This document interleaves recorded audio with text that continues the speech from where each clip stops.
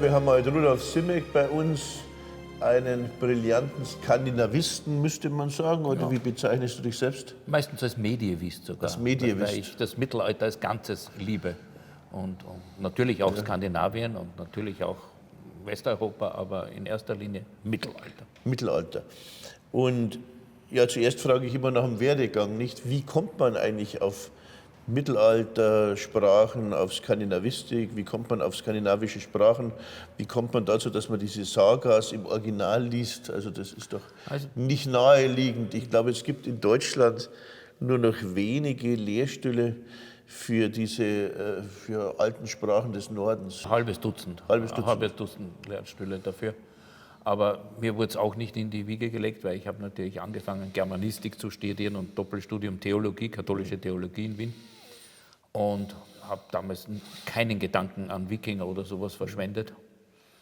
Bin aber dann bei der Suche nach einem Dissertationsthema draufgekommen, wo sich meine Interessen überschneiden, nämlich in der Germanistik und Linguistik und in der Seefahrt, dass die Wikingerschiffe das naheliegendste sind. Ich habe mich seit klein auf, also wirklich seit ich so hoch war, nur für Schiffe interessiert immer. Ja, woran lag das? Bist du an einem Meer aufgewachsen oder an einem See? An Seen, ja sogar. Also zuerst am Neusiedler See, später am Traunsee. Und Österreich ist ja bekanntlich eine Seefahrernation, wie du weißt. Ja, und wie ich dann, wie gesagt, ein Dissertationsthema gesucht habe und mit meinem ersten Dissertationsvater besprochen habe, sind die Namen der Wikingerschiffe. Das hat noch niemand gemacht. Archäologen, die buddeln dauernd mit Wikingerschiffen herum. Ne? Rekonstruieren die auch? Ja, damals noch nicht. Also 1973, 74 hat man noch nicht rekonstruiert. Aber dann hat man in Roskilde ja diese tollen Schiffe gebaut. Genau, und es war ja immer ein Rätsel, wie diese Schiffe den Atlantik bezwingen können, die Stürme, wie die Flüsse auffangen können, wie die so leicht sind, dass man sie tragen kann. Nicht? Ja, das mit dem Tragen ist ein Mythos, aber darauf können wir kommen. Ist ein Mythos? Das ist mit Tragen. Also natürlich, es kommt darauf an, wenn du 200 Leute hast, kannst du natürlich ein Schiff tragen, aber es ist nicht der Regelfall. Aber die haben die jetzt, wenn die Flüsse, diese russischen Flüsse auffahren, also irgendwie haben sie es geschleift, oder?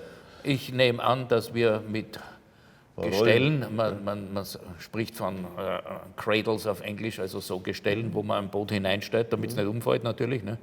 Und dann hat es unten zwei Baumstämme, das hat man bis in die 60er Jahre des 20. Jahrhunderts mit den alten Holzschiffen so gemacht. Die haben also so eine Schlittenkonstruktion gehabt. Okay. Und wenn du da bei einem Wikingerschiff, auch wenn es noch so groß ist, was weiß ich, 6 Paar Ochsen davor spannst, ist das alles kein Problem mehr. Ne? Also mit Tragen ist das nicht so weit her jetzt dann. Okay, okay.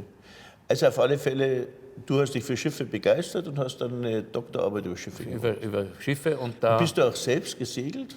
Immer schon, ja, eigentlich immer schon. Wie hast du dann mit dem Segeln begonnen? Schon als Kind, oder? Ja, also als Kind habe ich mich interessiert und habe schon Zeichnungen gemacht von den verschiedenen Schiffstypen und so. Diese Umrisszeichnungen, die macht man. Und dann, wie ich an den nächsten See gekommen bin, dort habe ich einen Schulkollegen gehabt, der eine Yacht besessen hat, der Peter. Und dieser Peter hat mir das praktische Segeln dann beigebracht. Ich habe viel mehr über die Seefahrt und über die Theorie und alles gewusst als er. Aber er hatte ein Boot, ne? Das war der feine Unterschied. Ne? Also mit 15 oder 14 oder so. Und seither hat es mich nie wieder losgelassen. Also. Okay. Jedenfalls hast du dann eine Dissertation geschrieben über die Namen der Schiffe. Namen der Wikingerschiffe, ja. Und was kam da raus, wenn ich fragen darf? Ein langes Lexikon. Was haben die? Haben die kriegerische Namen oder haben die sprechende Namen oder mythologische Namen? Wenig mythologische Namen, weil vieles natürlich aus der christlichen Zeit ist. Natürlich gibt es dann eine Mario-Sud oder so irgendwas, also weil die dem Marienkloster in Bergen gehört oder so irgendwas.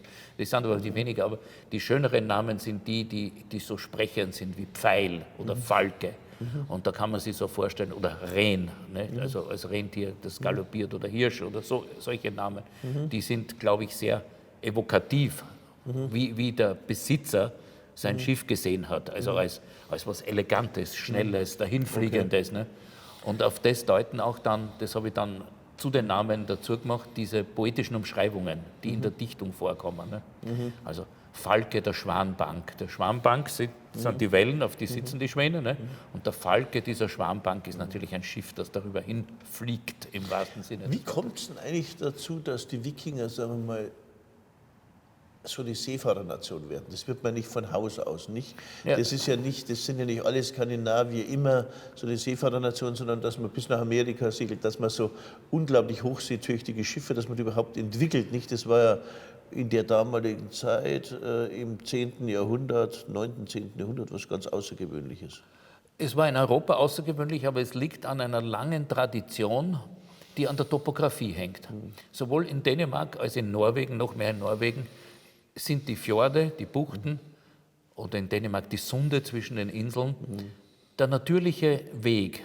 Wenn du in Norwegen versuchst, von einem Fjord in den nächsten zu kommen, über den Berg zu krabbeln, ist ein fürchterlicher Weg. Wenn du mit dem Boot herumfährst, ist das überhaupt keine Angelegenheit. Und in Schweden mit den Seen, nicht? Da noch im 19., frühen 20. Jahrhundert ist man mit dem Kirchenschiff in die Kirchen gefahren, weil das der schnellste Weg war, wenn man da hinrudert. Obwohl Rudern ist immer so eine Sache. Also segelt, ich würde sagen segelt. Warum ist Rudern so eine Sache? Weil es so schwierig ist und so lang Es ist einfach anstrengend und wenn du dann Gegenwind hast, also dann kreuze ich lieber mit einem Segelboot und habe keine Anstrengung. Es dauert vielleicht eine Spur länger, aber auch nicht viel, weil das Rudern, wir haben das am Rhein ausprobiert, übrigens mit einem Wikingerschiff 2003. Das wäre fast im Desaster geendet, weil wir haben auch mit 14 Ruderern die Strömung des Rheins nicht bewältigt, zumindest nicht auf der schnelleren Seite, also auf der Außenseite. Und sobald wir das Segel oben gehabt haben, war das überhaupt kein Problem. Ne? Also die Wikinger sind auch die Flüsse hinauf, berühmter Mythos auch. Dabei sind die Segel ja gar nicht groß, nicht? Naja, also in Relation zum, außerdem kannst die Technik war da, dass man die entsprechend refft, je nach Windstärke.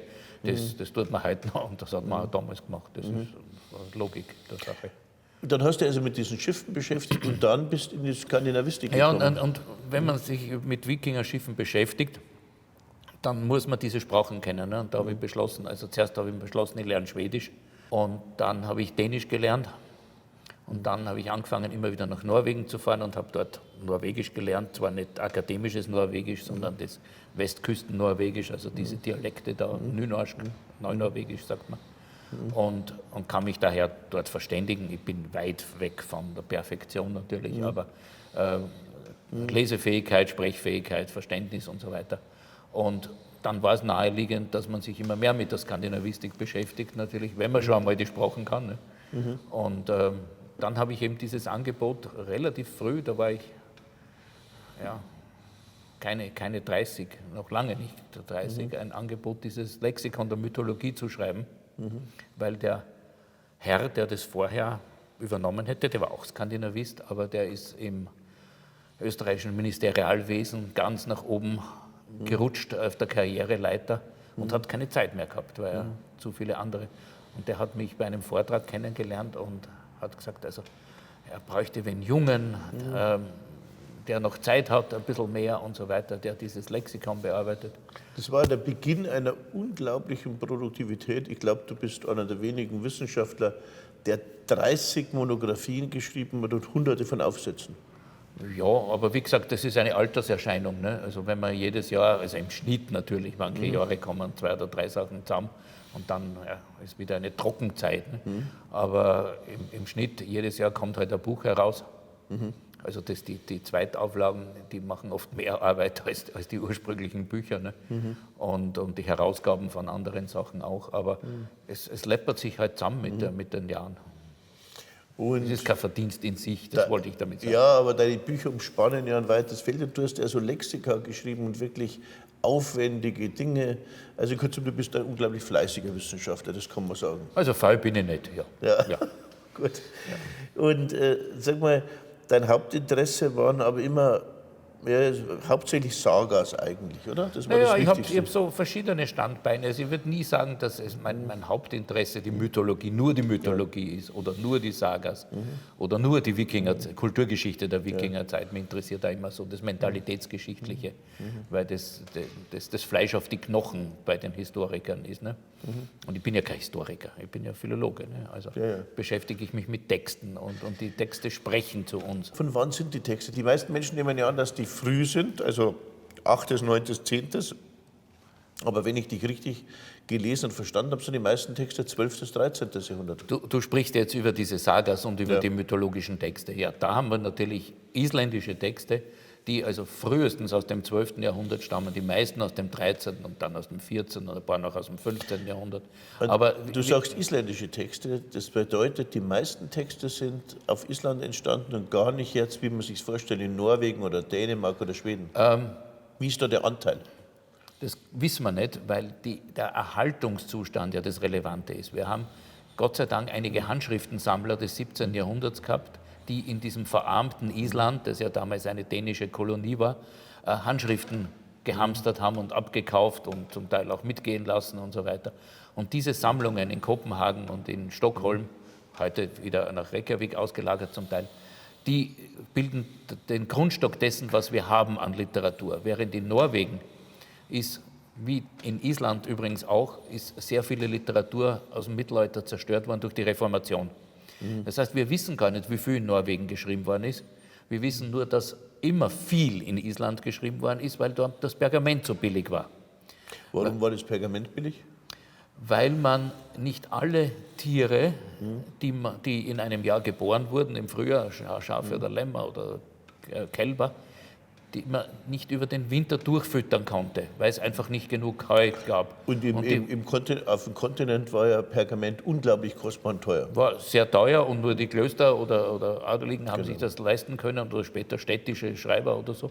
Also das war sehr kostbar. In Island ist das Pergament zwar ein bisschen schlechtere Qualität, weil man nicht so perfekte Techniken hat, das ist aber egal, aber man hatte Pergament zur Verfügung. Jeder Großbauer, würde ich einmal sagen, nicht jeder Bauer, aber jeder Großbauer hatte genug Pergament, um seine Familiengeschichte, Geschichte nicht wörtlich zu nehmen, sondern als Historia, also Geschichtchen auch, schreiben zu lassen. Muss man sich das tatsächlich so vorstellen, dass ein Großbauer seine Geschichte schreiben lässt?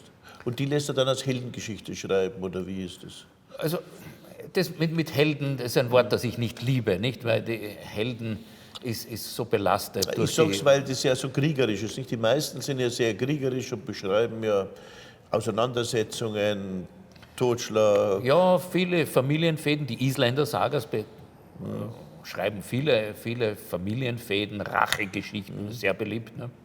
Und was natürlich auch in einem gewissen Grad die Lebenswirklichkeit der Isländer dann im 13. Jahrhundert, nicht des 10., das sie beschreiben, oder des 9. vielleicht sogar schon, sondern des 13. Jahrhunderts, wo Island in einer Art Bürgerkriegszeit gelebt hat, also über 60, 70 Jahre hinweg. Wie kommst du zu diesem Bürgerkrieg? Das hat mit der sozialen Struktur Islands zu tun, dass diese Godentümer sich immer mehr durch Kauf, Vererbung und so weiter in wenigen Händen befunden haben. Also Snorri Sturluson hatte 16 Godentümer, nicht? Also als wenn er 16 Mal, wie heißt es hier, Landeshauptmann oder bei uns heißt es Landeshauptmann wäre und hat so Gebiete unter sich und kann von dort auch die Armeen ausheben. Nicht? Und die haben sich in wenigen großen Familien, 4 oder 5 oder 6 vielleicht, und die haben um eine Vormachtstellung gestrebt. Und noch manche von diesen Familien haben auch noch mit Norwegen geliebäugelt, weil sie also da wahrscheinlich Herzöge oder Grafen werden wollten und Island gern unter norwegische Herrschaft bringen wollten. Das unterstellt man dem Snorri Sturluson zum Beispiel nicht. Und dann hat es aber wieder... Der war ja, glaube ich, in allen möglichen Funktionen und hat trotzdem so viel geschrieben, nicht? Ja, so viel geschrieben. Also ist alles relativ, nicht? Er hat eine heute dreibändige Geschichte Norwegens geschrieben, er hat die Edda geschrieben und wahrscheinlich hat er auch die Egil-Saga. Also 3 Bände in einem Leben, das geht schon. Ne? Also dafür ist er über 60 Jahre alt geworden. Also aber der Snorri ist einer der wenigen, von dem wir den Autorennamen können. Normal wissen wir ja gar nicht, wer die Sagas geschrieben hat, oder? Die meisten Sagas sind anonym überliefert, tatsächlich. Und das hat ja die Fantasie der Forscher im 19. und 20. Jahrhundert immer angeregt und auch dazu geführt, dass man gesagt hat, diese Sagas, die sind Volksdichtung im wahrsten Sinne, die aus dem Geist des Volkes entstanden sind. Und dann hat ein Sagamann, damit hat man eigentlich nur gemeint einen Schreiber, der hat den Text, der im 10. Jahrhundert entstanden wäre, als Geschichtstext, der hätte den im 13. erst niedergeschrieben, wie man schreiben gelernt hat. Das ist eine völlig überholte Ansicht. Ne? Diese Autoren, wenn man die Texte wirklich analysiert, sieht man, dass die in klassischer Philologie, in mittelalterlicher Literatur, in Rhetorik und so weiter geschult sind. Das heißt, die wussten, wer in Byzanz Kaiser ist. Jetzt kommt er immer wieder vor, ne? Der wird da immer wieder erwähnt. Ja. Oder es heißt da am Anfang mancher Sagas, das war in den Zeiten von König Harald Blauzahn in Dänemark und damals war in Deutschland Otto II. Kaiser und so weiter. Das wird alles gesagt, die haben ein vollständiges, chronologisches Bewusstsein hinter ihrem Text natürlich, wie auch ein mittelalterlicher Autor in Deutschland oder in Frankreich oder also in Italien. Bewusstsein ihrer Stellung in der Welt, obwohl sie am Rande der Welt sind. Ja, und man sieht da immer wieder an manchen Texten, wo Sachen erklärt wird, als hätten sie im Kopf, dass das vielleicht ein Nicht-Isländer auch lesen könnte, was wahrscheinlich gar nicht passiert ist. Aber man ordnet das so ein, um sich in die Weltgeschichte oder Heilsgeschichte, müsste man sagen, weil das ja Priester auch sind oder Mönche, die das schreiben. Man bettet sich in die Heilsgeschichte ein. Aber wie ernsthaft sind das jetzt, sagen wir mal, gläubige Mönche in Anführungsstrichen? Das sind doch eher häufig Bauernsöhne von einem Großbauern. Wo lernen die Latein? Erstens konnte die allgemeine isländische Bevölkerung schreiben. Zweitens sprechen die Latein, lernen die Latein. Und wo lernen sie schreiben? Gehen die in Klöster? Wie ist das? Ja, also wir haben in Island, in den 2 Diözesen, haben wir Kathedralschulen, also wo man tatsächlich Latein lernt. Dann haben wir fast ein Dutzend Klöster, wo man es auch lernt. Und wir sehen es ja an erhaltenen Handschriften, die Glossare haben zum Beispiel, nicht? Also für astronomische Ausdrücke, Isländisch, Latein, dass man sich damit wirklich intensiver beschäftigt hat. Ne? Es gibt übrigens auch Glossare über Küchenausdrücke. Nicht? Okay. Also offensichtlich hat man irgendwelchen Novizen zuerst einmal eine Liste vorgelegt, was das alles auf Latein heißt, damit er sich im Kloster zurechtfindet auch. Ne? Diese Bauernsöhne, die da hingehen, um das zu lernen, werden die da vom Großbauern geschickt, werden die da von dem Jarl geschickt? Und, in Island haben wir keine Jarle, also wir haben einen Bauernstaat. Ich weiß, hier sollte man vorsichtig... Wie heißen die dann? Also es gibt diese 36 Goden, also das sind Bezirkshäuptlinge oder in Österreich darf man sagen Bezirkshauptmann. Hier heißt es Landräte, glaube ich. Landräte. Ja, genau. Also die sind für kleinere Gebiete zuständig, die sind aber nicht gewählt. Die sind das Kraft Vererbung oder weil sie sich das gekauft haben oder man konnte es auch wem übertragen oder schenken oder so irgendwas. Also, aber nicht in dem Sinn Adel wie im Kontinent. Also hat nichts mit Geblütsadel oder so zu tun. Okay. Ne? Sondern Sing am Besitz. Es hing am Besitz, ja. Und konnten die lesen und schreiben oder hat jeder einen Priester gehabt, von denen der lesen und schreiben konnte? Wie muss man sich das vorstellen? Von welcher Zeit reden wir? Ne? Also im 10. Jahrhundert konnten die sicher nicht lesen und schreiben. Im 13. Jahrhundert gehe ich davon aus, dass die Mächtigeren von ihnen, sie Snorri Sturluson, sehr gut lesen und schreiben konnten, weil sie unter Umständen auch an so einer Kathedralschule einmal ein paar Jahre in die Schule gegangen sind. Oder Snorri ist auf dem Hof Oddi großgezogen worden. Es gab dieses Institut der wie nennt man das, also der Ziehvaterschaft. Man wird zu wem anderen, besser zu jemand Höherstehenden, wird der Sohn geschickt und wächst dort auf. Dadurch hat man die Verknüpfung von 2 Familien, was ja diplomatisch sehr klug ist, ne? Dass man das, und man lernt auch was Neues kennen. Und Snorri hat das auf einem säkularen Hof gelernt, wobei immer betont wird, dass dieser Hof Oddi ein säkulares Zentrum war. Aber der Jon Lobson, sein Ziehvater, war immerhin ein Diakon der Kirche und zwar unehelicher Enkel eines norwegischen Königs. Also der war schon sehr, für isländische Verhältnisse sehr gut. Der Schwager dieses Ziehvaters war Bischof von Skaulholt, also der größeren der beiden Diözese. Seine Ziehbrüder sind alle Priester oder sogar einer ist sogar Bischof geworden. Das heißt, dieser Haushalt war nicht säkular, wie wir es heute auffassen würden, sondern es war säkular, dass der Snorri Sturluson kein Priester war und sein Ziehvater auch kein Priester, sondern nur Diakon. Ne? Also insofern ist diese alte Unterstellung, wie es noch Andreas Häusler in den 20er Jahren, Snorri kann kein Christ gewesen sein, sonst hätte er diese Edda nicht schreiben, ist absoluter Unsinn. Ne? Aber sag mal, wie kommt es denn überhaupt zu dem Christentum? Wie ernst haben die das genommen? Warum wurden die christianisiert? Bei uns im Gebiet hier, die Thüringer beispielsweise, die wurden häufig christianisiert, weil sie gesehen haben, naja, der Häuptling war christianisiert, der König war christianisiert, vielleicht ein gewisser Hofstaat. Die normalen Leute haben wahrscheinlich erstmal ihre Religion beibehalten. Vermutlich. Und die haben sie aber christianisiert, weil es ihnen einen riesigen Vorteil versprach durch Schrift, durch Organisation der Kirche. Und sie konnten dann sagen wir, mit Theoderich oder mit dem byzantinischen Kaiser auf Augenhöhe sozusagen in gewisser Weise verhandeln, was sie als Barbaren und Heiden nicht konnten. Aber sagen wir mal, die Wikinger waren ja erstmal Plünderer, die irgendwie von den Reichen lebten, nicht? Und warum christianisieren sich die? Aus den gleichen Gründen? Oder? Ja, eigentlich aus ziemlich genau den gleichen Gründen. Dänemark ist ja doch ein halbes Jahrhundert früher christianisiert worden als Norwegen und schon gar als Island. Und von Schweden reden wir viel später erst übrigens dann. Ne? Da hast du erst nach 1000 dann nur in Schonen unten und das gehörte zu Dänemark. Aber die Gründe sind ähnliche. Man sieht das mächtige Karolingerreich als Nachbar, versucht auch immer wieder, dänische Kronprätendenten, das weißt du als Historiker natürlich, reisen dauernd an den Königshof, ne, nach Aachen und nach Ingelheim und so weiter, um sich dort politischer Unterstützung zu versichern. Da heißt es immer, zuerst lasst euch einmal taufen. Das ist also der allererste Schritt, nicht? Und wir haben ja diese lustige Geschichte von einem dänischen Häuptling, der gesagt hat, er hat mich schon ein Dutzend Mal hier getauft und nie habe ich so ein schlechtes Taufgewand wie diesmal bekommen. Ne? Und also rein pragmatischer Ansatz. Aber für die Herrscher natürlich war, was du erwähnt hast, die Diözesanstruktur, die ganze politische Kultur auch, nicht, dass man Schreiber hat, dass man Briefe schreiben kann oder Briefe schreiben lassen kann und die Kopien dann hat und so weiter und dadurch, wie du sagst, auch mit anderen Königen, vielleicht auch mit Burislav oder so auf Augenhöhe kommunizieren kann, spielt eine enorme Rolle.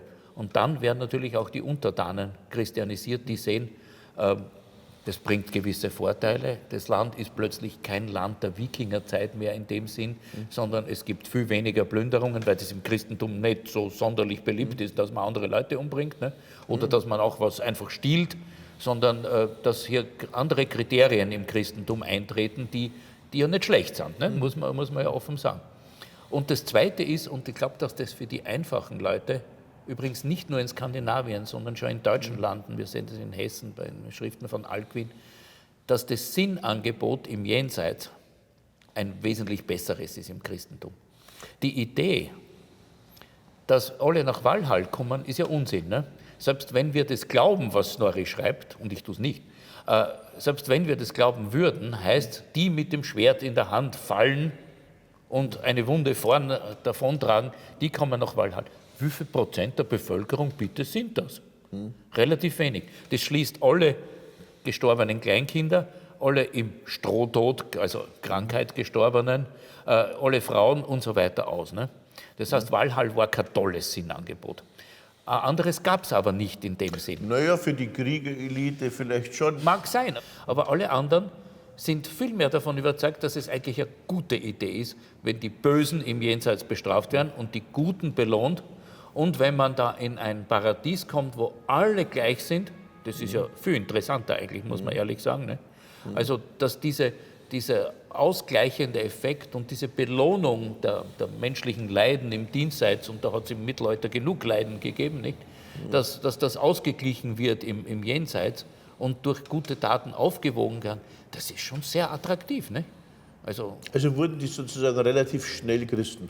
Die wurden relativ schnell Christen und natürlich hat es immer wieder, das typische Beispiel sind diese Jarle von Hladir da in Westnorwegen, die sich gegen ein Zentralkönigtum gewehrt haben und natürlich so wie hier bei den Sachsen, nicht aus politischen Gründen sich gegen das vordringende Christentum gestemmt haben, weil sie gesehen haben, dass ein König von Gottes Gnaden, der ganz Norwegen beherrscht und mit der Kirche und Kardinälen auf gutem Fuß steht, für ihren Herrschaftsbereich das Ende bedeuten würde. Klar. Also ihr habt hier im Osten dasselbe Problem, nicht? Unter Karl dem Großen. Wenn wer glaubt, dass der die Sachsen nur deswegen geschlachtet hat, weil sie nicht Christen waren, ist ja auch naiv anzunehmen, ne? Sondern es war ein politischer Widerstand und den galt es zu brechen. Natürlich. Aber sagen wir mal vor dem Christentum, also im 9., 10. Jahrhundert, also die große Zeit der Wikinger, als sie sich ausdehnen, und eben keine Christen sind und christliche Klöster plündern und überfallen in Irland und so weiter und so fort. Die Ausbreitung der Wikinger ging unheimlich schnell, wenn man sich überlegt, dass die dann in der Normandie sitzen, dass die dann Sizilien besetzen, nicht unglaublich mobil sind, dass sie das Reich von Rus gründen. Wie ist denn das zu erklären? Ich meine, wir haben es ja in Europa dort mit richtigen Königtümern zu tun. Du hast die Karolinger erwähnt. Das sind ja alles respektable Staaten. Und warum waren die Wikinger so erfolgreich? Erstens bestehen ja, und das wissen wir aus den archäologischen Funden der Merowingerzeiten, die Kulturkontakte gerade zwischen Skandinavien und den britischen Inseln und Skandinavien und was wir heute die deutschen Lande nennen, waren sehr intensiv. Das heißt, in einer unter Umständen Zeit des schwächelnden Imperiums, und damit meine ich jetzt des Karolingerreichs, nach Karl dem Großen, hat sich die Chance ergeben, und ich glaube, dass damit hängt der Beginn der Wikingerzeit ganz intensiv zusammen, obwohl man in 793 ansetzt, also schon 30 Jahre früher, nicht eigentlich, hängt mit dieser Schwäche des Reichs zusammen.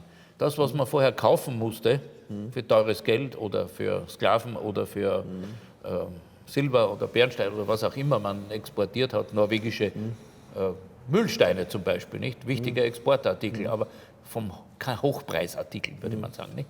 Also alles das konnte man billiger haben, indem man Dorestad überfiel und die Händler vertrieb. Und trotzdem hat sich das so rentiert, dort Handel zu treiben. Also das war parallel. Der Handel und diese Überfälle müssen parallel existiert haben, weil sonst haben wir nicht diese intensiven Überfälle des 9. Jahrhunderts, dass immer wieder, jedes Jahr wird dieser Handelsplatz überfallen von einer Wikingerhorde, es kommt auch in die Chroniken und in die Annalen hinein, und trotzdem wird wieder Handel betrieben.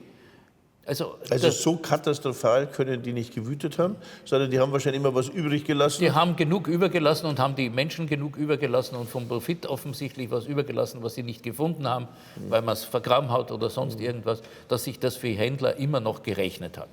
Und dann, weil du gefragt hast, was ist der Grund für den Überfall, Kirchen und so weiter. Kirchen sind damals natürlich sowohl in England wie in Irland als im Karolingerreich sehr reich ausgestattet gewesen, weil die Herrscher, nicht nur die Kaiser, sondern natürlich und Könige, sondern auch kleinere Herrscher, die Klöster gut ausgestattet haben, um das ewige Gebet für ihre Vorfahren zu ermöglichen. Nicht? Und da muss man das Kloster versehen, weil wenn das Kloster aufgelöst wird oder verhungert, dann gibt es kein Gebet mehr für die Toten.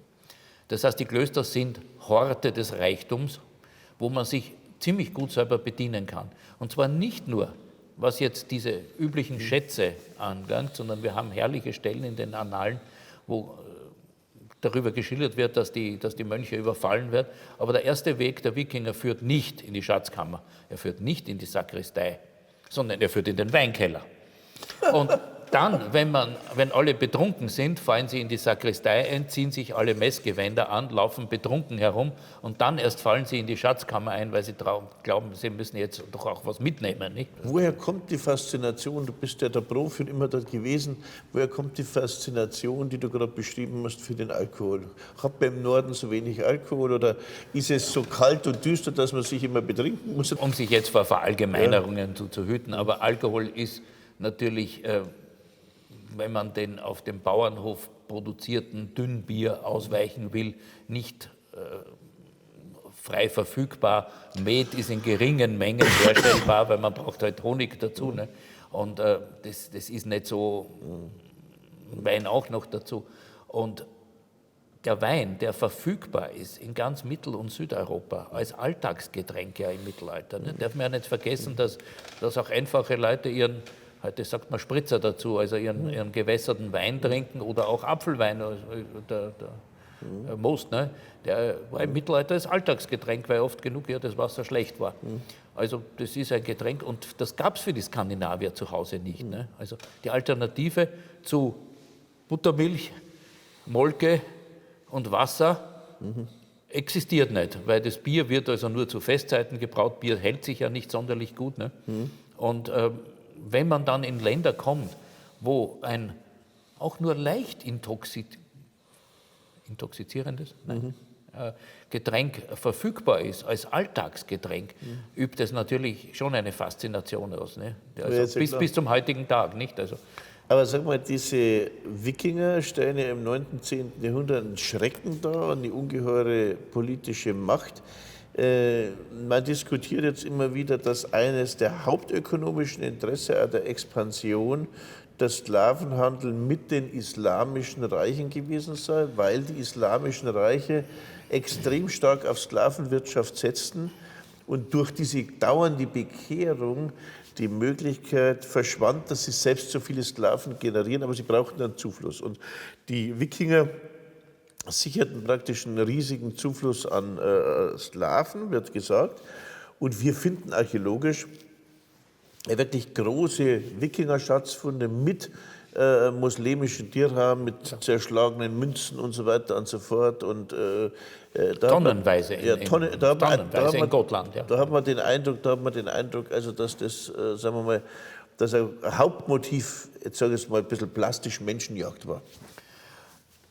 Aber man darf nicht vergessen, natürlich stimmt das zu einem großen Teil, weil diese Silbermengen wären nicht nach Skandinavien, vor allem also nach Schweden geflossen, aber wir haben ja auch Funde da im Baltikum und an der heutigen Südküste der Ostsee und es dünnt nach Westen hin aus.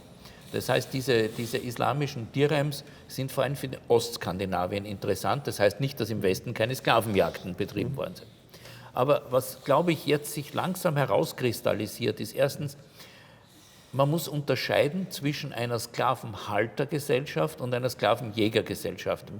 Die Wikinger waren Sklavenjäger, aber es ist sehr, sehr umstritten, ob die zum Beispiel auf einem norwegischen Bauernhof jetzt irische Sklaven eingesetzt haben. Wir haben natürlich Beispiele, dass sich eine fesche Irin geschnappt hat und hat sie als Konkubine gehalten, selbst auf Island, das wissen wir aus also Sagas nicht, wenn das wahr ist oder die Geschichte wirkt überzeugend, weil die Namen stimmen und so. Aber das ist nicht, glaube ich, der Regelfall. Wir haben einen norwegischen Kollegen, der behauptet, dass der Schiffbau, der Flotten und auch der Bergbau, der Erzabbau ohne große Mengen Sklaven nicht funktioniert hätte. Da sind die meisten anderen Archäologen sehr, sehr skeptisch darüber. Weil also Schiffbau würde ich aus meiner Sicht sagen, weil davon verstehe ich was, vom Erzabbau verstehe ich nichts, aber an ein Schiff, ein königliches Schiff, lasse ich keinen Sklaven dran. Das ist Spezialistenarbeit für hochqualifizierte Bauleute, die auch einen hohen sozialen Rang bekleiden. Nicht? Weil du was von den Schiffen verstehst, frage ich dich nicht, ich bin ja Laie, ich bin ein bisschen gesegelt, aber völlig laienhaft. Aber wenn man so ein Wikingerschiff sieht, da das Gokstad oder Osebergschiff oder so, dann ist man ja doch beeindruckt von dieser eleganten Form und so. Was sagst du jetzt als Segler und Seemann zu diesen Schiffen? Perfekt. Also die sind das Ende, man muss wirklich sagen das Ende, weil alles, was nachher kommt, die Hansekocken sind in meinen Augen ein drastischer Abstieg. Ich sage auch gleich warum. Aber die sind das Ende einer sicherlich fast 2000-jährigen Entwicklung des Blankenschiffs, wo wir haben ja diese Funde, nicht? Wir haben 400, 500 vor Christus dieses Jordspringboot, das erste Blankenschiff, das wir kennen, wahrscheinlich wird schon ein bisschen früher funktioniert. Dover-Boot haben wir in England. Und dann ein Nydam-Schiff natürlich und so weiter. Klar. Da sieht man sehr schön die Stufen einer Entwicklung, die in der Wikingerzeit kulminiert. Und sie kulminiert dadurch, dass man also jetzt das Segel sozusagen dazu erfunden hat, nicht? Während Nydam ja noch gerudert worden ist. Nicht? Ist das wirklich erfunden oder kommt das vielleicht aus dem Mediterranen, wo man die Segel... Sicher, also neu erfinden tut man das nicht. Ich meine, das ist ja die große Frage und das haben wir bis heute nicht gelöst. Die Wikinger-Schiffssegel schauen sehr ähnlich aus den römischen Segeln und nicht etwa den jetzt der korsischen Korsaren oder so etwas. Nicht? Wieso haben wir 600, 500 Jahre nach dem Ende der Römerzeit, wo offensichtlich im Norden nicht gesegelt wurde, plötzlich diesen selben Typus des Rahsegels, nur viel besser entwickelt übrigens, nämlich zum Kreuzen entwickelt, also dass man gegen den Wind ankreuzen kann. Also du kannst mit einem Wikingerschiff richtig kreuzen? Kann man immer noch. Wir sind den Rhein gegen den Wind hinaufgekreuzt, gegen Wahnsinn. Die Strömung, gegen den Wind. Das geht. Es ist natürlich nicht jetzt wie eine moderne Amerikas Cup Yacht, die also 30 Grad gegen den Wind fährt, sondern es sind halt 60 Grad. Aber im Prinzip kannst du damit gegen den Wind ankommen. Ne? Und wenn du beim Rhein ist das, ich habe das nie geglaubt, das ist sehr lustig, weil die Schlingen des Rheins, die erlauben, wenn du das klug anlegst, dass du schöne lange Kurse gegen den Wind segelst auch, nicht? Also so schräg gegen den Wind eben. Und durch Ausnützung dieser meandernden Flüsse kann man ganz ordentlich segeln. Ne? Aber jetzt sind wir abgeschworen. Nee, das ist ungemein interessant. Diese Segelboote sind ja die Grundlage dessen, dass man überhaupt so schnell von A nach B kommt, dass man nach Sizilien kommt, dass man nach Byzanz kommt oder sonst wohin. Ja, nach Sizilien ist man eigentlich mit Wikingerschiffen gar nicht mehr gekommen. Oder natürlich haben wir Beispiele, dass noch im 12. Jahrhundert, es wäre ja der Jerusalem-Fahrer mit einer Flotte um Gibraltar herum und über Sizilien ins Heilige Land gefahren ist und dann nach Byzanz und dort, übrigens eine sehr schöne Anekdote, dass er an einem Kap vor Konstantinopel 14 Tage gewartet hat, bis der Wind richtig war, sodass er mit seinen Schiffen in Kiellinie mit den Segeln genau richtig da vor der Stadt aufkreuzt, damit es ausschaut wie eine Wand, seine Flotte. Nicht? Während wenn er da hineinkreuzen hätte müssen und ein Schiff ist so und ein Schiff, hätte das nicht denselben optischen Effekt gehabt. Und daran sieht man, wie wichtig diese Optik beim Segeln ist. Also nicht das Schiff selbst, sondern auch in einem Flottenverband schick aufzukreuzen jetzt hier vor einer Stadt. Nicht? Ja, ob das die Byzantiner wirklich so beeindruckt hat, weil die Schiffe am Meer draußen sind natürlich ein Strich in der Landschaft. Nicht? Aber für den Segler selber ist es ein Zeichen seiner Macht und seiner tollen Schiffe, dass er da in ordentlicher Formation vor der Stadt aufkreuzt. Ne? Also das ist ja die fantastische Geschichte, diese Wikingerschiffe, und das ist natürlich hochwichtig, aber also Wikingerreiche haben wir sozusagen, die bilden sich dann das Reich Kiew, dann die Normandie, dann Sizilien. Das ist aber dann, wie kommt es dazu, dass man sich dann niederlässt sozusagen? Wie sich Wikinger, also Skandinavier, angefangen haben, in England niederzulassen, indem sie also besiegte Siedlungen übernommen haben und so weiter und wahrscheinlich auch die Frauen geheiratet oder so etwas, sukzessive niedergelassen haben, wollten sie das auch im Karolingerreich. Dort war aber der Widerstand eigentlich zu groß. Man konnte sich im Karolingerreich ohne einen Deal oder einen Paktus mit einem König zu schließen, nicht niederlassen. Die wollten sich aber alle niederlassen, so wie heute Flüchtlinge sich in Europa niederlassen wollen. Weil waren die Böden in Skandinavien zu schlecht? Nein, es geht auch um die jüngeren Söhne, die gar keinen Boden haben, nicht? Weil der älteste Sohn den ganzen Grund und Boden erbt. Also bei den Wikingern war so, der Älteste erbt den Boden Primogenitur, und die Jüngeren müssen raus. Die müssen raus, ja. Okay. Und die Schiffe sind ja teuer. Wer baut denn die Schiffe? Wer finanziert eigentlich die Schiffe? Finanziert die irgendein Jarl oder kann so ein Bauer jeder sein Schiff selber finanzieren? Sowohl als auch. Also jeder Bauer hatte sein Schiff, also vielleicht zumindest ein Boot, ein großes Ruderboot. Und wenn es ein großer Hof war oder die Gemeinschaft eines Fjords mit, sagen wir, einem Dutzend Bauernhöfe, dann hatten die schon die Mittel. Die Bäume stehen im Wald, bekanntlich, nicht? Und das einzig Teure dran sind die Nieten. Alles andere kann man selber machen und die Norweger sind ja sehr tüchtig. Die machen heute noch, also kann man sich ein Schiff selber bauen, wenn man ein Stück Wald hat. Ne? Und diese Gemeinschaften, die da gegründet worden sind, die heißen auch Felagi, also das Geld zusammengelegt. Nicht? Also man bildet eine Genossenschaft im Prinzip, die das Schiff baut, wo man auch das Schiff ausrüstet. Man muss ja Futter mitnehmen, man braucht Waffen und so weiter. Natürlich hat jeder irgendeine Waffe, aber wenn man einen richtigen Raubzug übernimmt, muss man also eine ordentliche Ausrüstung haben. Und warum waren das jetzt zu überlegen? Ich meine, man muss sich ja vorstellen, nicht, in so ein Schiff passen vielleicht 30 bis 50 Mann, wenn es gut geht. Und dann landen vielleicht 200 Mann irgendwo und ich meine, vielleicht sind es mal 1000. Aber die erobern England oder so, nicht? Die erobern New York, also waren die Königtümer so schwach da? Nein, aber wir dürfen nicht zwei Sachen verwechseln.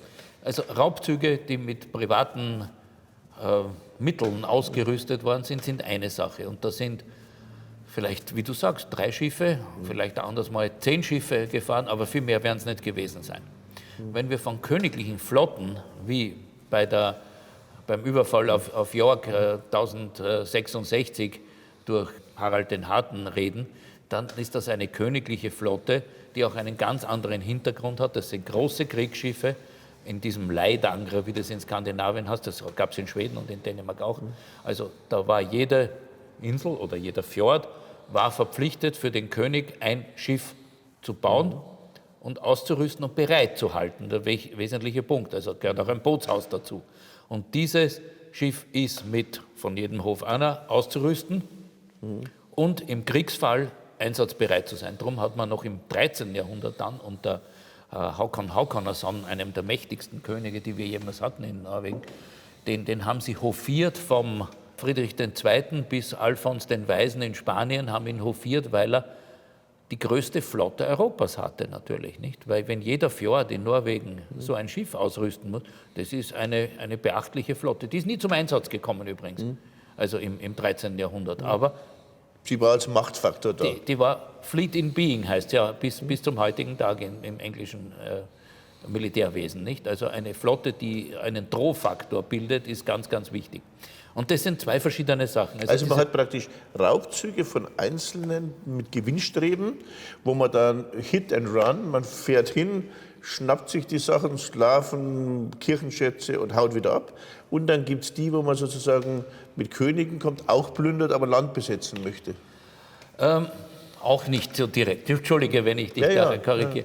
Aber größere Flotten, wie wir es bei den Einfällen zum Beispiel in der Seine sehen, nicht? Also da 852.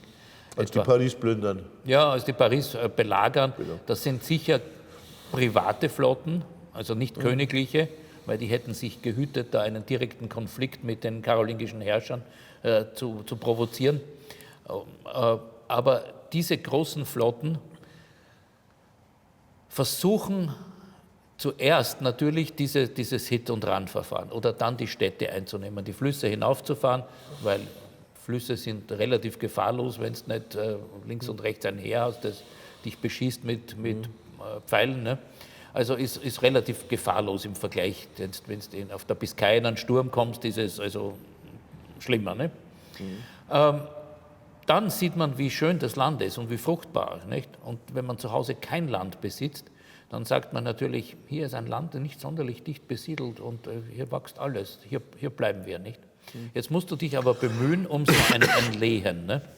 Und das tun also dieser verdächtige Horik da in Rüstringen, also in Friesland, ne?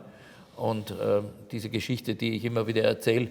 Der bekommt dann ein Lehen? Der bekommt ein Lehen mit der Auflage, dass diese Küstenmark, ist ja eigentlich eine Mark, nicht? Das ist eine Schutzzone des Reiches, gegen andere Wikinger zu verteidigen. Das funktioniert bei sehr pragmatisch agierenden Räuberbanden nur bedingt, erstens. Ne? Und zweitens, selbst wenn er es ernst nimmt, schreibt er dann einen Brief an Karl den Kallen und sagt, er würde gern tauschen. Friesland ist nicht sonderlich attraktiv. Er hätte gern die Gegend um Koblenz und vielleicht Mainz dazu und an der Mosel, weil da wächst Wein. Während in Friesland wächst kein Wein und das interessiert ihn weniger. Ne? Kurzum, er dehnt sich dann jetzt schon er aus. Er möchte ausdehnen, er kriegt es nicht, aber die Antwort ist nicht überliefert. Wir sehen, wenn wir so Serien sehen wie die Vikings, dann sehen wir zum Beispiel die Erobern Paris und dann lassen sie sich aber nieder, so ein Rollo lässt sich dort nieder in der Normandie. Ja, aber ich meine, da ist um ihn dann rum ein riesiges Reich. Wie lassen die das zu? Wie kommt es dazu? Ja, da muss ich weiter ausholen, weil, wie gesagt, das ist in dieser Tradition, wie dieser Horik da das Friesland bekommt, er soll das Land, das Reich, das Imperium verteidigen gegen andere Wikinger. Er tut, solange die nicht mehr bieten. Das ist ein ganz wichtiger Punkt und das hören wir immer wieder, vor allem in der Seine, dass also Wikinger nehmen das Geld, das ihnen von den Königen zur Verfügung gestellt wird, um zu verteidigen, bis die sagen, wir bieten mehr. Okay. Und dann kippt das natürlich wieder. Ne? Aber wenn vielleicht eine Mehrheit dieser Räuberbande, und was anderes ist es ja nicht, auch wenn sich diese Wikinger-Häuptlinge Seekönige schimpfen, nicht, weil sie halt eine Flotte kommandieren, also diese Seekönige, wenn da ihre Mehrheit der Mannschaft oder auch nur ein Teil sagt, eigentlich wäre es hier nett. Nicht? Und dann bekommt er ein Angebot, diesen Landstrich zu verteidigen, wie es im Fall von Rollo eben war. Und dann kann man einen Deal machen. Und zu dem Deal gehört meistens, man muss sich taufen lassen. Und ob die Legende stimmt, dass er dafür nicht nur Land bekommen hat, sondern auch eine fränkische Prinzessin, das ist nicht einmal so 100%ig sicher, aber ist eine gute Geschichte, weil man sagt, also er hat Land bekommen, der König hat eine Verteidigungsmacht bekommen gegen andere Wikingerüberfälle. Dass das nicht so ganz funktioniert hat, kann man sich vorstellen, weil weitere Wikinger kommen und lassen sie da auch nieder.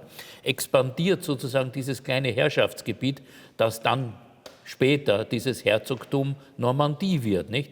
Und darum kommt es dann auch zu diesen 30 Jahre später, 40 Jahre später zu Gebietsgewinnen, weil man sich was dazu erobert, natürlich auch von den Bretonen auf der Westseite und anderen in der Ile-de-France auf der Ostseite und so weiter, dass man dieses Gebiet konsolidiert. Aber sobald man ein christlicher Fürst ist, der einen Lehensvertrag hat mit dem Herrscher und vielleicht noch eine Verwandte, auch wenn das eine uneheliche Tochter des Königs gewesen wäre, geheiratet hat, dann gehört man ja zur Verwandtschaft. Das heißt, man ist arriviert, man ist angekommen. Ne? Das hat aber in wenigen Fällen nur funktioniert. Es hat nämlich nur funktioniert in der Normandie, dann 100 Jahre später in Süditalien, wo man allerdings mit Lehen weniger operiert hat, sondern man hat seine Kampfkraft dieser ausgewanderten Normannen, die zu diesem Zeitpunkt natürlich schon Christen sind, die natürlich schon Französisch sprechen und sich daher in Süditalien locker unterhalten können. Und wie kommen die nach Süditalien? Zu Fuß. Nicht mit der Flotte? Nein, nicht mit der Flotte, weil das sind jetzt haben wir wieder dort bei den jüngeren Söhnen, die nichts haben, von diesen ehemaligen Wikingerhäuptlingen, die in dritter Generation jetzt kleine Adelige in der Normandie sind. Inzwischen hat man das fränkische Lehensystem und Adelssystem übernommen, also jetzt sind es Kleinadelige, nicht? Und die haben, wie der berühmte Hauteville, haben 10 Söhne oder 12 Söhne und so weiter. Und die wandern aus. Ja, wie müssen wir uns das vorstellen? Also, da sind so viele Söhne in der Normandie und wenn dann 10 Söhne losgehen, kommen ja noch nicht Sizilien erobern. Wissen die, dass es Sizilien gibt? Haben die einen Plan?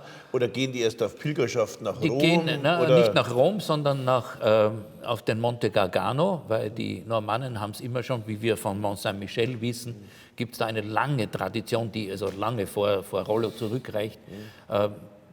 Der Verbindung dieses Michaelsheiligtums in Italien und am Sporn, ne, von Italien und am Mont Saint-Michel mit den Mönchen dort. Und da pilgern tatsächlich diese Normannen hin. Und die Gründungslegende, ist keine Gründungslegende im engeren Sinn, für diese Normannen in Süditalien zielt ja darauf ab, dass die eigentlich nur Pilger waren, eine Gruppe von bewaffneten Männern natürlich, und man hat sie angeworben, um einer Stadt zu helfen und haben sich so bewährt, dass man gesagt, bitte bringt doch mehr mit, wir brauchen euch da. Und das war tatsächlich dann der Fall. Ob sie eingeladen worden sind oder so gekommen sind, lassen wir dahingestellt. Das ist dieselbe interessante Gründungslegende wie in der Rus dann, nicht? Im Osten. Was haben die zuerst erobert? Also wo haben sie sich zuerst festgesetzt? Die haben sich bestimmten Städten, die miteinander verfeindet waren, angedient und haben aber nach kurzer Zeit nicht mehr Geld dafür genommen für diese Dienste, das meistens nicht vorhanden war, sondern Land. Man hat sich ein paar Dörfer schenken lassen und hat von diesem Dorf dann gelebt. Und diese Konsolidierung von so immer dazu erworbenen Gebieten führt dazu, dass man sich dann um Aversa etwa Gebiete herausschneidet aus diesem ohnehin zerstrittenen Kuchen da in Süditalien, dass man dann auch ein Gegengewicht gegen die Byzantiner, die da unten um Bari sitzen natürlich, bildet, mit denen kämpft wieder, dann mit den Byzantinern mal gegen den Papst kämpft, also immer die Seiten wechselt und immer davon profitiert. Das ist der wesentliche Punkt. Und man profitiert immer im Land und irgendwann ist man Herrscher von Süditalien und irgendwann hat man den Papst festgesetzt, der einem dann auch verspricht, wenn man Sizilien erobert, dann wird man auch Graf von Sizilien oder sogar König von Sizilien. Aber zu dem Zeitpunkt war Sizilien noch gar nicht erobert. Man hat sich nur abgesichert. Ne? Also das war schon sehr, sehr clever, wie man hier agiert hat. Wie kommt es dann zum Besitz von Sizilien? Der Roger und mit seinem Bruder Robert Guiscard haben mehrfach den Versuch unternommen, also einen Brückenkopf bei Messina zu bilden. Das erste Mal ist es schrecklich schief gegangen, weil ein Sturm gekommen ist. Und wir wissen nicht, welche Schiffe die damals eingesetzt haben. Das waren sicher keine Wikingerschiffe, sondern wahrscheinlich eher vom byzantinischen Typ. Wer hat in Süditalien damals Schiffe bauen lassen? Wir wissen es nicht. Also jedenfalls eine Flotte übersetzen, mit berittenen Rittern, wohlgemerkt. Beim zweiten Mal hat Robert Guiscard, der nicht umsonst seinen Spitznamen das Wiesel oder der Schlaufuchs oder so etwas getragen hat seinem Bruder einen Scheinangriff auf Messina machen lassen. Er hat 50 Kilometer weiter südlich aber seine Heeresmacht gelandet, in der Nacht wohlgemerkt, über die Straße von Messina, gar kein ungefährliches Unterfangen, nicht? Und hat von Messina von hinten genommen. Und dann hatte man einen Brückenkopf in Messina und hat angefangen, diese Türme, die ich so liebe in Sizilien, zu errichten, indem man natürlich am Anfang, man sieht es an der Nordküste vor allem, hat man alte Strukturen, die von den Arabern, von den Byzantinern stammten, natürlich zu so Normannentürmen ausgebaut. Du sammelst ja Normannentürme Ich sammle Normannentürme. in Sizilien, da bist du ja häufig. Und diese Normannentürme sind ja bislang gar nicht bekannt. Wie viele gibt es davon? Ja, also ich schätze ungefähr um 120, also wo noch Spuren vorhanden sind. Manche sind nur mehr Steinhaufen, andere sind in mittelalterlichen Und die Burgen. sieht man noch 10 Meter hoch stehen? Oder Ja, wie? absolut, ja. Und das ist etwas, was bislang in Sizilien praktisch weitgehend unbekannt ist? Es ist touristisch völlig ignoriert. Manche sind, also wie gesagt, wenn sie in Burgen integriert sind, wie in Misilmere oder in Agireale oder so, dann sind die natürlich Teil von Burgen, die man besichtigen kann. Aber viele stehen einfach in der Landschaft, haben einen Zaun herum, damit niemand einen Stein am Kopf fällt. Die Zäune, ich habe im Innenland einen wunderschönen Turm besichtigen wollen und habe die Einheimischen gefragt, ja, da ist ein Zaun herum.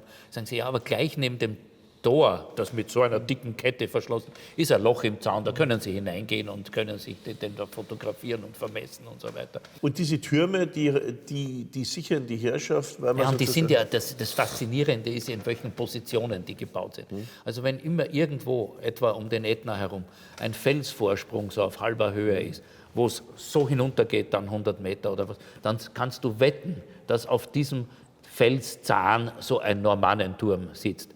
Und dass der nächste Turm, sicherlich vielleicht heute nicht bei trübem Wetter, wenn in Catania die Luft schlecht ist, aber im Großen und Ganzen, dass der nächste Turm in Sichtweite, also vielleicht 20 oder 25 Kilometer wo entfernt, auch auf so einem Felsvorsprung sitzt, damit sich die verständigen konnte, wahrscheinlich mit Feuern oder sonst irgendwas. Ne? Also die dienten sozusagen als Wachkette? Ja, und als Sicherung der Landschaft, weil du hast einen wahnsinnig weiten Ausblick in die Ebene hinunter.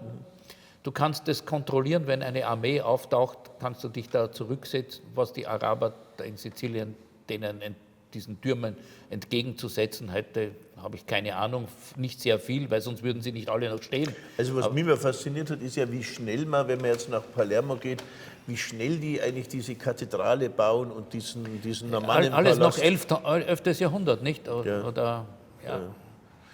Aber da kommt ja dann Friedrich der Staufer. Ich meine, Friedrich der Staufer hat einen deutschen staufischen Vater und eine normannische Mutter, glaube ich. Ja, aber das ist schon das Ende dieser Normannen oder dieser 200 Jahre Normannenherrschaft in Sizilien.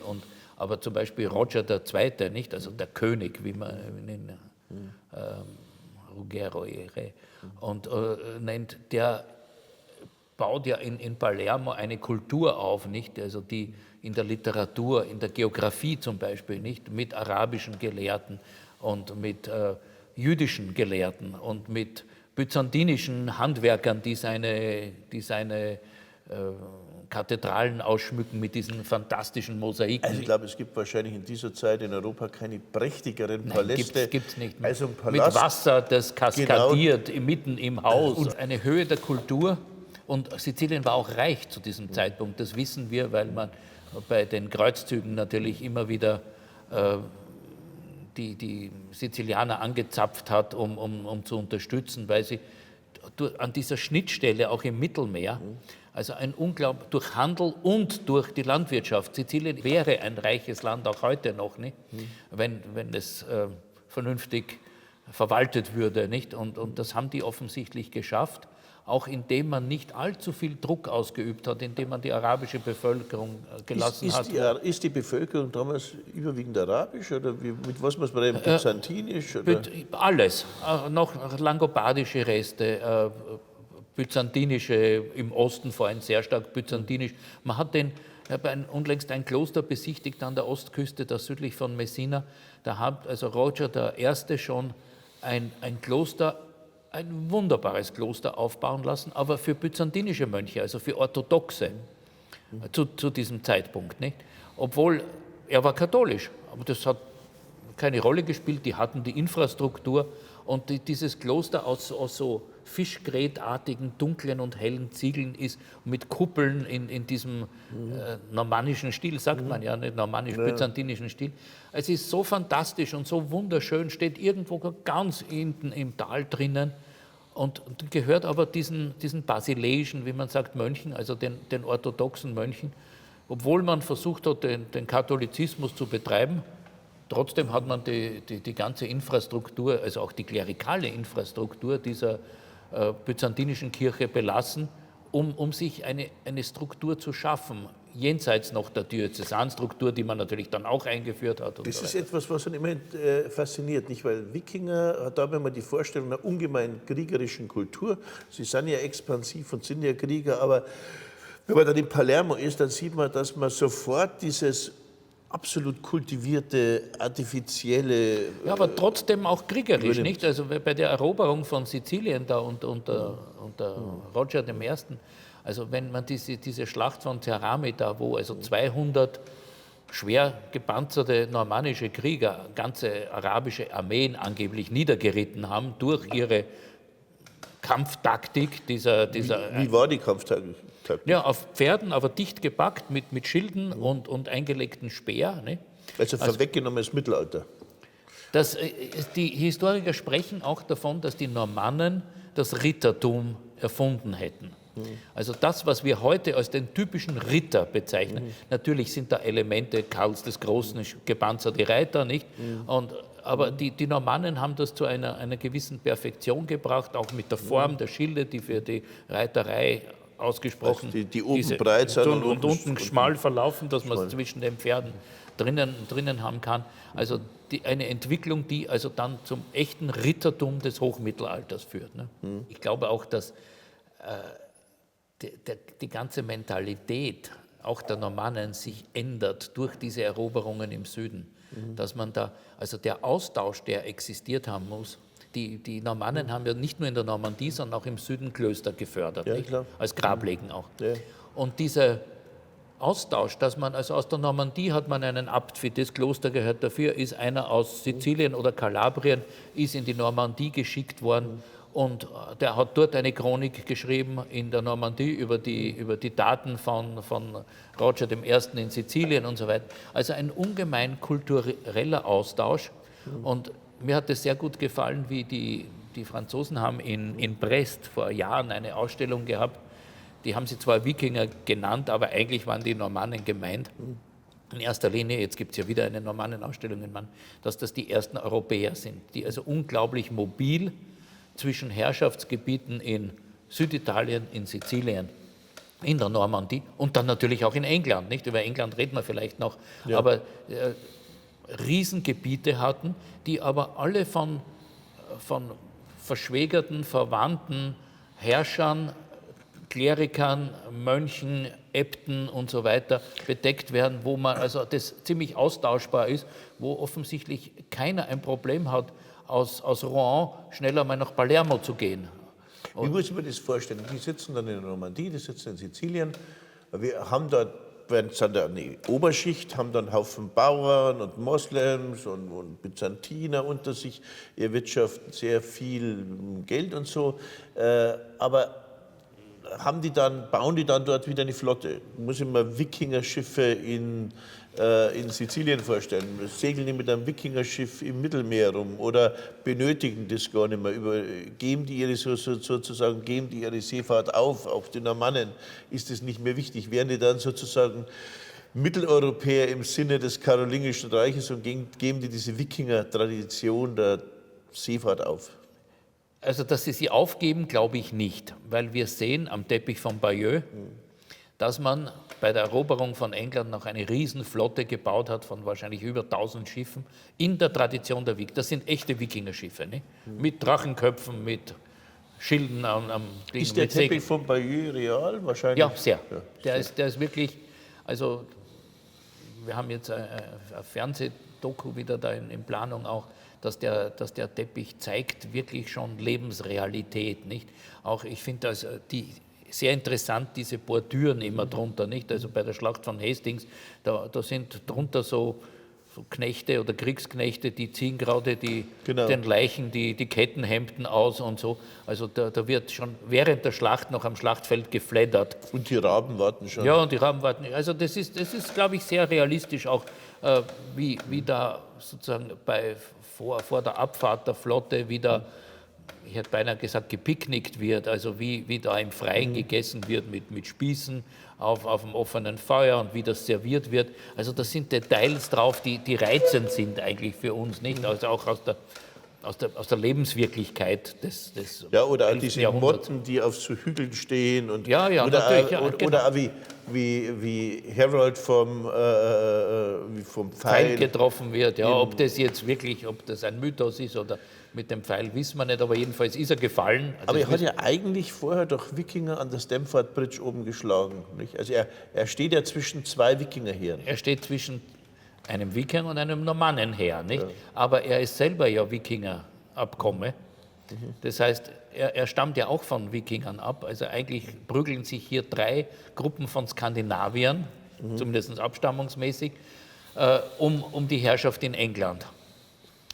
Die Normannen haben gewonnen, als die besser organisierten. Im Grunde haben wir dann Wikingerreiche, nicht? Aber ja, Alfred der Große, nicht, hat er die Wikinger noch besiegt? Der hat sie noch besiegt, aber dann haben wir durch die sukzessive Verskandinavisierung von Nordostengland, nicht, drängen immer mehr Familien, die also irgendwie verwandt, verschwägert mit den englischen Königen sind, nicht, drängen da natürlich an die Macht, weil jeder irgendwo da einen gewissen Herrschaftsanspruch hat. Der ist ja auch bei Harold ist der Herrschaftsanspruch fraglich, bei Wilhelm dem Eroberer ist der Herrschaftsanspruch genauso fraglich, nicht? Also wer was gesagt hat auf dem Sterbebett, ist immer eine andere Geschichte, nicht? Also die wir natürlich nicht rekonstruieren können, die verschiedene Chronisten auch unterschiedlich darstellen, je nach Parteilichkeit natürlich wieder, damals schon, ist ja ganz klar. Was mich jetzt nur interessieren wird, auch aus vorgeschichtlichen Gründen, nicht? Immer diese Säulen des Herakles, Gibraltar und so, war das, wir wissen ja, dass Phönizier um Afrika schon rumfahren oder zumindest die Sonne invers sehen, ja. Nicht? Aber ist das schwierig über Gibraltar oder warum sind auch die Normannen, wenn die tolle Seeleute sind, warum sind nicht von der Normandie nach Sizilien gefahren, warum geht man durch den Kontinent? Sind Normannenschiffe überhaupt, du hast das erwähnt, es gibt welche im Mittelmeerraum, aber ist das ein schwieriger Weg, sagen wir mal, oder ist das... Die Biskaya ist kein ungefährliches Gewässer, das muss man auch sagen. Dann gibt es natürlich noch ein zusätzliches Element, wir hören ja auch, es gibt so eine berühmte Fahrt von diesem Seekönig Hastein und Björn Eisenseite, die mit einer Flotte von 60 Schiffen so lange in der Seine plündern, bis ihnen langweilig wird, weiß ich schon. Und die beschließen, etwas zu tun, wird in allen Chroniken und übrigens auch in Sagas beschrieben, die beschließen, etwas zu tun, worüber man noch lange erzählen wird, nämlich Rom anzugreifen.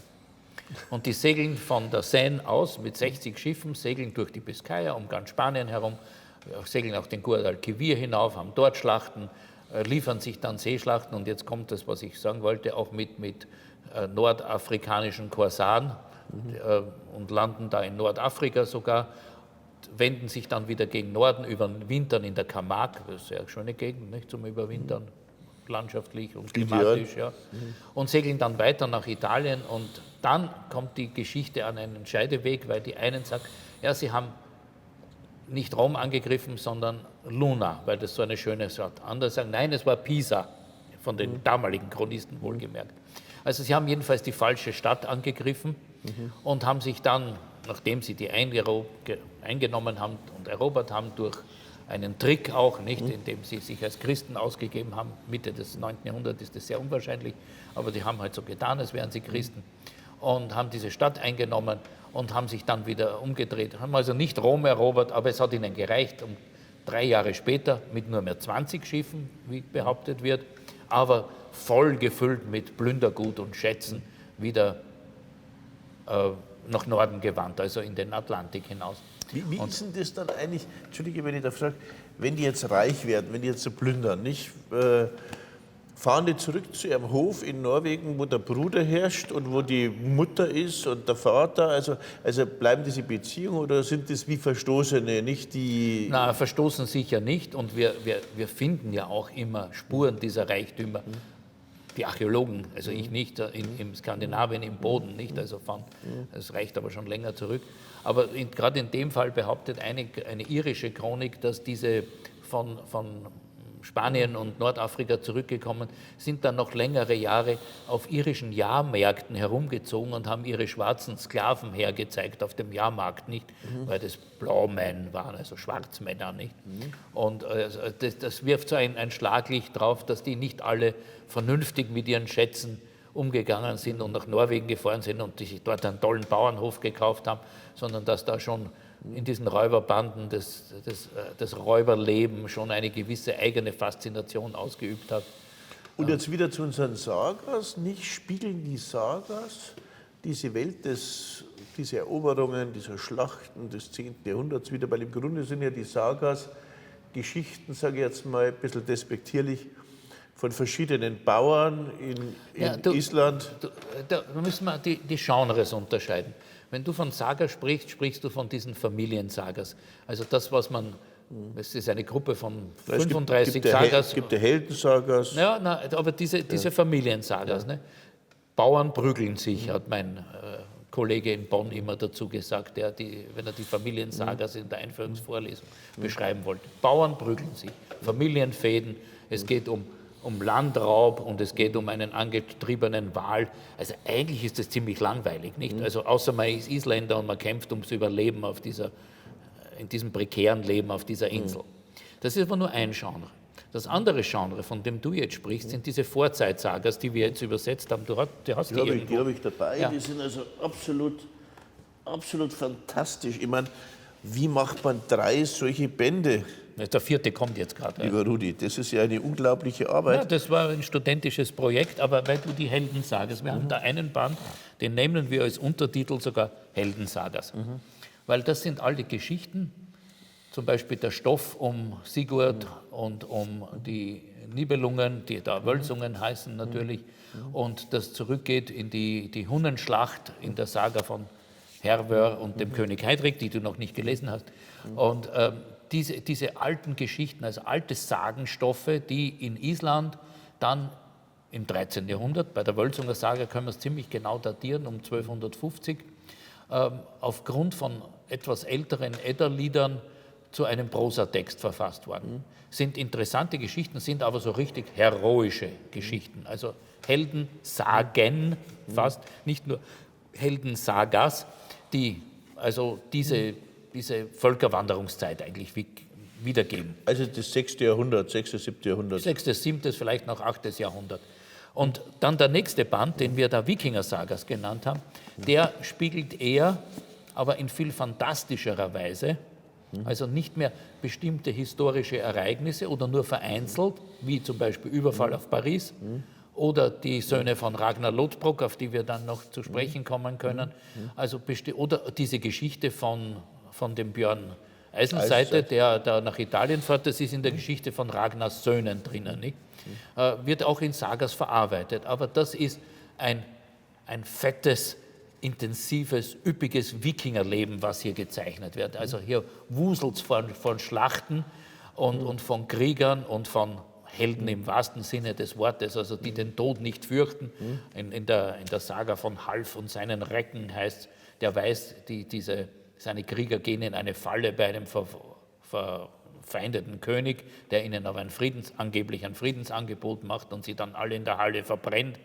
Aber einer von den Helden sagt, wir wissen, wir gehen in den Tod. Aber so viel schlimmer als das Leben ist der Tod auch nicht. Ne? Also da ist so eine man darf nicht sagen Nazi-Ideologie, aber die Nazis haben das natürlich mit Begeisterung aufgegriffen, so eine Wikinger-Ideologie. Sag mal, das Merkwürdige ist, du hast jetzt diese Bücher vorgelegt, die waren gar nicht alle übersetzt bislang. Die meisten waren nicht übersetzt davon. Ja, das hast du mit den Studenten übersetzt als Projekt? Das haben wir zuerst einmal als Seminar haben wir das versucht, ob das Begeisterung findet. Das Wichtigste bei den Studenten ist ja zuerst nicht das Wissen, sondern die Begeisterung. Das Wissen kommt dann mit der Zeit. Ne? Und die haben also jeder eine Saga übersetzt, dann haben wir die zusammen durchgegangen und dann haben wir sie also für den Druck noch richtig revidiert, damit es also eine Stilebene wird dann auch. Und da ist sehr viel Zeit aufgegangen. Also ich habe 2 Jahre lang sicher 10 Wochenstunden nur Sagas revidiert, mit den Studierenden übrigens. Nicht jedes Mal sind alle dabei, aber die haben wahnsinnig viel Zeit hier investiert und irrsinnig viel Begeisterung. Also du bist im ersten Band, bist du praktisch so im 6., 7. Jahrhundert, im zweiten Band bist sind wir in der Wikingerzeit und hier sind wir auch in der Wikingerzeit, aber da wird es immer fantastischer, darum haben wir das Troll-Sagas genannt. Ja. Da werden also immer mehr Drachen und Trolle und Zaubereien und Magie und Gestaltwandel und magische Ringe und verzauberte Schwerter oder fluchbeladene Schwerter oder so irgendwas. Also ich war ja in Bornholm und habe festgestellt, dass die dort immer noch glauben, dass in diesem einen Berg lebt ein Troll, also diese Sagen kursieren immer noch in der Bevölkerung, sagen wir mal. Es ist eine Vermischung von Volkssagen natürlich und vielleicht auch märchenhaften Elementen, durchaus Wandermärchen, nicht, die da auch hineinrutschen, dann volksmythologische Vorstellungen, dann aber auch Wandermärchen, wir haben Elemente in manchen Sagas, die stammen sicher aus dem Nahen Osten, also aus Sindbad der Seefahrer oder so irgendwas, wo gleiche Motive vorkommen. Kommen auch antike Sachen wahrscheinlich? Ja, jede Menge antike Sachen sogar nicht. Und die Geografie, dass die nach Babylon fahren und dort den König bekriegen und solche Sachen.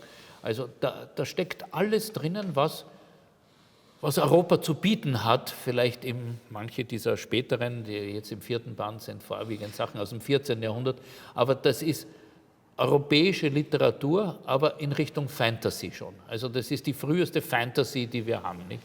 Aber eigentlich wird sie aufgeschrieben von Pfarrern, oder?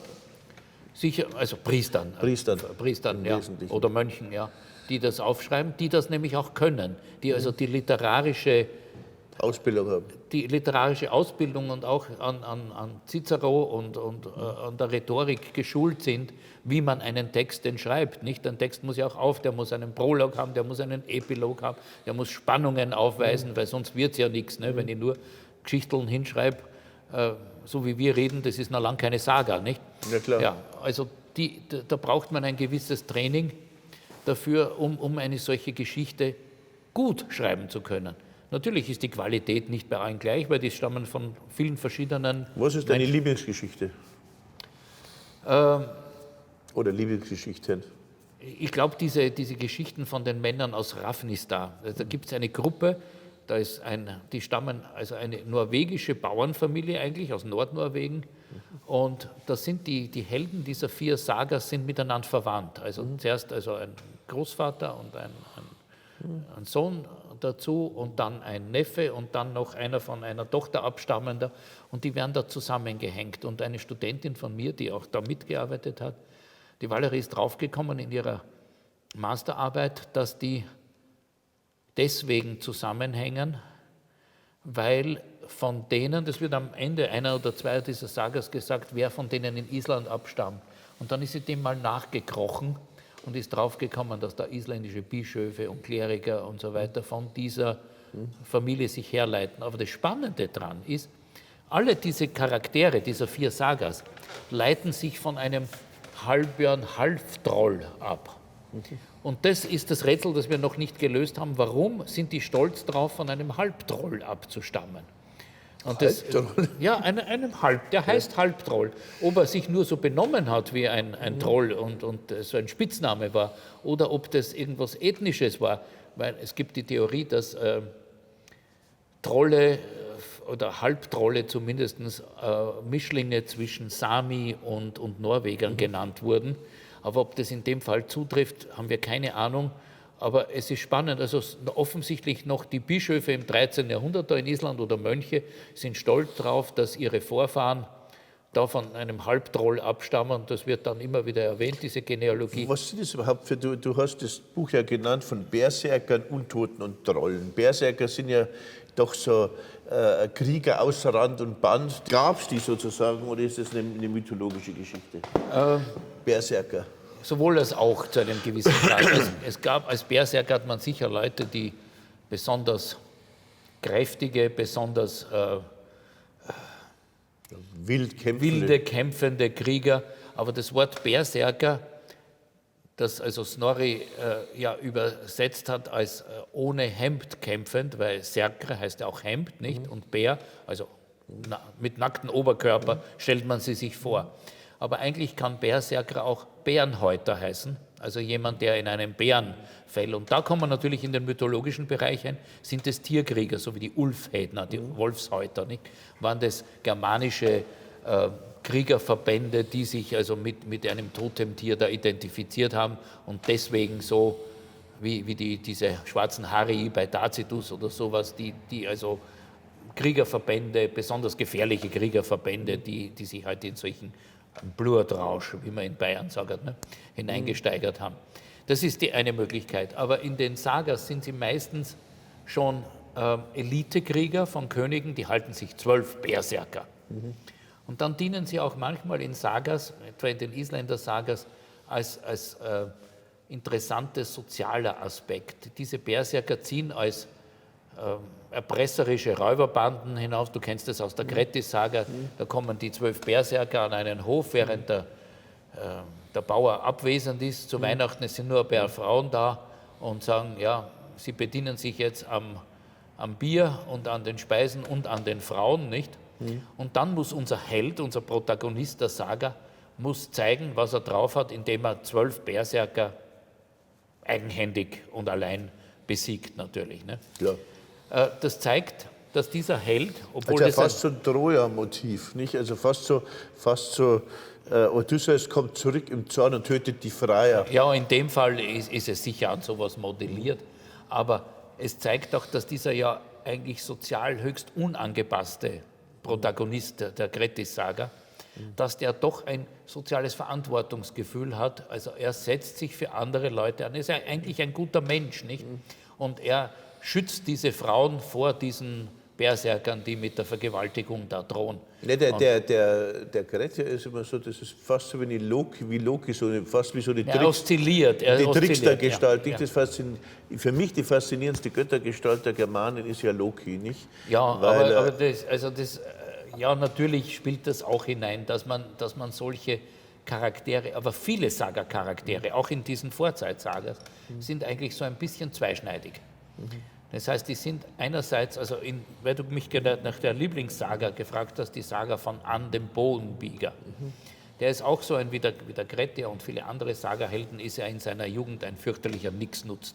Also ein Kind, das man als Kohlenbeißer bezeichnet, der liegt nur hinterm Herd und möchte nicht auf dem Hof mitarbeiten, ist frech zu seinem Vater, aber seine Mutter liebt ihn, weil er halt das Hascherl ist. Ne? Und dieser An wächst sich zu einem fürchterlich starken Mann aus, aber er ist noch immer zu Nichtsnutz, zieht sich komisch an, dass ihn alle verspotten und denken eigentlich, er ist ein Trottel. Es wird ausdrücklich gesagt, also man hielt ihn für einen Idioten. Ne? Und dann stellt sich aber heraus, er möchte mit dem älteren Bruder, der ein ganz angepasster, ordentlicher Sohn ist, wie man sich seinen ältesten Sohn halt vorstellt, möchte mit zum Königshof. Und der sagt, du kannst dich nicht einmal zu Hause benehmen, sagt er ausdrücklich, kannst dich nicht einmal zu Hause benehmen, viel weniger am Königshof. Der macht trotzdem, der größere Bruder bindet ihn an einen Baum, damit er nicht mitkommt. Aber er ist so stark, dass er den Baum ausreißt und mit dem Baum zum Schiff hinunterwandert. Und dann sagt er, na gut, fahrst halt mit. Ne? Und beim Königshof holt er sich schon seinen Namen. Er ist einer, der mit Pfeil und Bogen kämpft. Und er hat so einen langen Bogen, immer über die Schultern natürlich gespannt und ist aber so, wie kann man das eigentlich nennen, so ein Sturschädel auch, dass er mit dem Bogen den nimmt er nicht ab, wie er bei der Königshalle hineingeht, sondern geht durch die Tür durch, worauf sich der Bogen biegt und erst wird er durch die Tür durch ist, schnalzt der Boden wieder zurück und der König fragt, was war denn das für ein komisches Geräusch, nicht? Sagt, naja, das war ein Bogenbieger, der hat seinen Bogen nicht abgenommen beim Eintreten. Nicht? Und da sagt der König, okay, komm her, lass dich anschauen, bist ein starker Mann und ich nenne dich jetzt den Bogenbieger. Nicht? Also da haut er mal seinen Spitznamen weg und dann sagt er natürlich wie immer, wenn es bei Skalden oder bei so Helden um einen Namen geht, sagen, und wo ist mein Namensgift, also Geschenk, weil für einen Namen kriegt man ein Taufgeschenk immer, nicht? Und da gibt ihm der König natürlich, muss er ja fast, wenn er ihm einen Namen gibt, einen goldenen Ring und damit beginnt seine Karriere. Also wenn ich da drauf kommen kann, wir haben ja eine Ausstellung gemacht bei so Ringen. Diese goldenen Ringe und dieser mythische Ring Draupnir, der tropft, da glaubst du eher, dass das ein Armring ist, oder? Ich bin überzeugt, dass das ein Armring ist, weil von der Größe, die meisten Ringe, die wir haben, sind ja Armringe. Also wenn du zum Beispiel das Bruchsilber anschaust, also jenseits der Direms jetzt, wo man so ein Stück, wo ein König ein Stück Silber abbricht als Geschenk, nicht? Ja. Aber sag mal, diese Armringe sind die dann Würdezeichen, wenn du so einen Armring hast, oder? Oder Häuptlingszeichen. Deko auch. Also die silbernen Armringe, wie die Reenactor jetzt, die tragen die auch so zum. Aber du hast schon beschrieben, dass manche in Norwegen sozusagen Widerstand leisten und diese alten Götter behalten wollen. Wie lang dauert der Prozess? Also da hat man praktisch 2 Jahrhunderte, wo beides nebeneinander lebt, oder wie muss man sich das vorstellen? Ich glaube, dass dieser Prozess ist noch viel länger als 200 Jahre, weil die Wikinger oder die Skandinavier, müsste man besser sagen, haben natürlich schon das Christentum vor der Wikingerzeit kennengelernt. Bei allen Handelskontakten war es notwendig, nicht, dass man sich da zumindest diese Primsigning, also nur mit dem Kreuzzeichen bezeichnen, dass man potenzieller Taufanwärter wäre, damit man handeln kann. Nicht? Das ist schon in der Merowingerzeit. Und in der Wikingerzeit kommt man dauernd mit den Elementen des Christentums, mit dem Kreuzzeichen, mit dem Lamm, mit den ganzen Paraphernalien und Devotionalien des Christentums kommt man in Kontakt. Das heißt, man kennt das ja eigentlich schon, nicht? Und erst wie die Missionare dann den ideologischen Überbau bringen, ich habe vorhin gesprochen von dem Jenseitsangebot, das nicht unwichtig ist, glaube ich, für die einfacheren Leute, aber für so politische Fraktionen, würde ich fast sagen, wie diese Jarle in Westnorwegen, ist es natürlich wichtig zu sagen, wir bleiben bei unserem angestammten Väterglauben, nicht? Also der Glaube der Ahnen, nicht? Also der Thor und der Odin und vielleicht in Schweden der Freyr dazu noch. Aber wie ist denn der Glauben? Ich meine, wir kennen alle die germanischen Götter, sagen so, wir kennen alle diese Odin, wir kennen alle die Odin-Sage, wir kennen natürlich die Midgard-Schlange, den Ragnarök, den Fenriswolf, Balder und diese Loki, der Balder, der getötet wird mit, glaube ich, von Högi. Und all diese Dinge kennen wir, aber ist das kanonisch oder gibt es da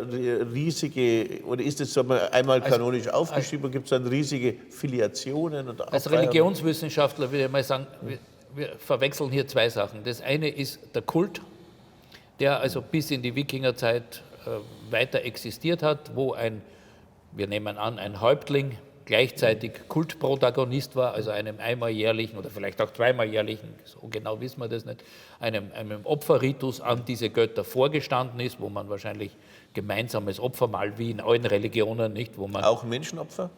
In der Wikingerzeit vielleicht nicht mehr, aber vorher schon. Also in spätgermanischer Zeit haben wir sehr wohl Menschenopfer in ganz Skandinavien übrigens auch hier in Thüringen und so weiter hat man das nachweisen können. Also Menschenopfer gibt es, aber sehr selten übrigens. Also kein reguläres, nicht, dass man jede Weihnachten einen Fürsten geschlachtet hat oder so irgendwas. Aber das ist der Kult. Und der Kult spielt eine gewisse Rolle. Dazu gehören auch diese Gullgubber, nicht, wo man also wahrscheinlich eine Art von Ahnenkult oder zumindest die dynastischen Veränderungen wie ein Erbmahl, eine Krönung, eine dynastische Hochzeit, die man in einen Zusammenhang einer, in dem Fall heidnischen Heilsgeschichte gestellt hat. Also man stellt sich in diese Reihe der Ahnen und dokumentiert es auch durch diese Gubber, die man dann anbringt, nicht um zu sagen, hier wurde das Erbmahl für so und so abgehalten. Aber die sind ja fantastisch, nicht? Da haben wir ein Sorte Mult auf Bornholm, Tausende von solchen. Tausende, also ich habe die Grabung dort besucht und wenn die da so schlemmen, dann finden die immer diese Goldflitter, das sind ja so kleine Quadrate geprägt mit Figuren. Was sind das für Figuren? Sind das Götter, die da drauf? Ich glaube, es sind Fürsten oder bestenfalls Ahnen, aber nicht die Götter, weil sonst, also wie gesagt, die Gestik weist darauf hin, dass das eine diesseitige Bedeutung hat. Nicht?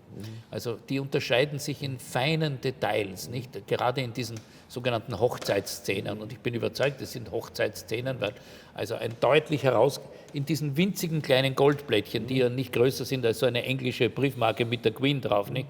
Dass diese kleinen Goldblättchen mit äußerster Akribie ganz Details herausarbeiten, wie wo die Frau den Mann hält oder der Mann die Frau, ob er sie am Revers hält oder ob er sie an den Armen hält und wie die Handhaltung ist.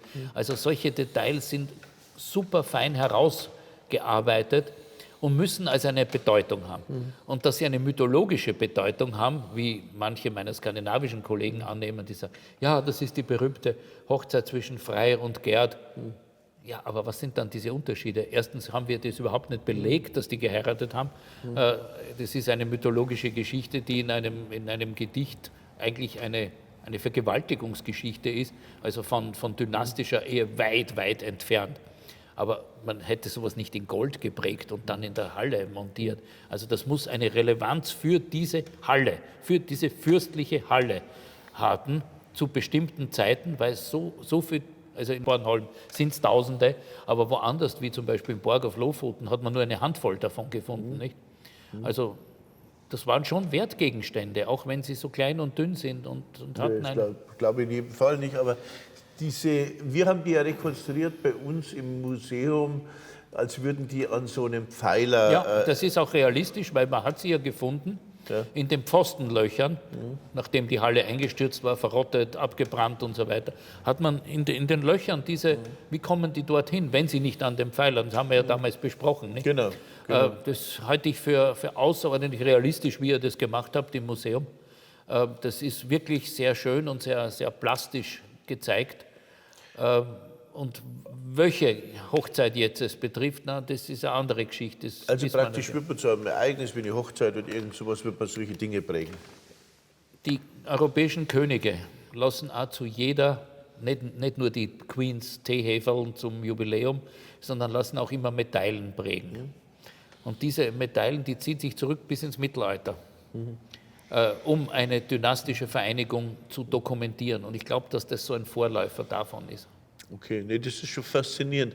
Was mich noch interessieren würde, sind die Goldbrakteaten. Die sind ja etwas älter meistens, 6., 7. Jahrhundert. Hauck hat da große Studien dazu gemacht. Und da wird ja immer wieder die germanische Mythologie verortet. Da hat man immer wieder angeblich verschiedene Göttergestalten, man hat den Fenriswolf, also der Tür die Hand abbeißt. Nein, ich glaube das nicht. Also, es mag sein, dass hier mythologische Szenen, aber dass man die so genau benamsen kann. Ich würde mich auch weigern, bei den Kulgubern zu sagen, das ist der und der König oder der und der Gott. Wir wissen in einer vorliterarischen Zeit, also 500, 600 Jahre vor irgendwelchen Aufzeichnungen, die aber schon tief in christlicher Zeit gemacht worden sind. Viel zu wenig, um sagen zu können, wer diese Gestalten sind. Und Haucks wilde Spekulationen mögen in sich schlüssig sein. Und ich würde mit ihm bis zu einem gewissen Punkt mitgehen, wo er sagt, also dieses Götterhaupt, über dem Pferd, nicht, dass er da immer da zu sehen ist, dass das er ist. Also ein Gott, und das mag schon Odin sein. Aber alles, was darüber hinausgeht, also die angeblichen 3 Götter-Brakteaten oder die Frauenbrakteaten und solche Sachen, wo man Sachen hineininterpretiert hat, auch seine Schüler, die in meinen Augen völlig abwegig. Ich habe darüber auch einen Aufsatz geschrieben, wo ich sage, es gibt keine Frauenbrakteaten, nicht? Also die haben so Schultersignes, die man als Brüste identifiziert hat oder umgekehrt. Also da ist so viel Spekulation, dass dass mir das zu weit geht. Und wir sind da jetzt bei dem, was ich vorhin hinaus wollte, bei einer Vermischung von diesem Kult und der Mythologie. Also die Mythologie, wir haben diese Geschichten und Geschichteln, wie ich auch sagen würde, denn Snorri erzählt, er ist ein guter Erzähler, er erzählt Geschichten. Einige dieser Geschichten haben wir auch woanders belegt, etwa die Geschichte von Thor und der Midgardschlange, die sicher eine sehr alte Geschichte ist, also ein alter Mythos. Thor bekämpft diese Midgardschlange.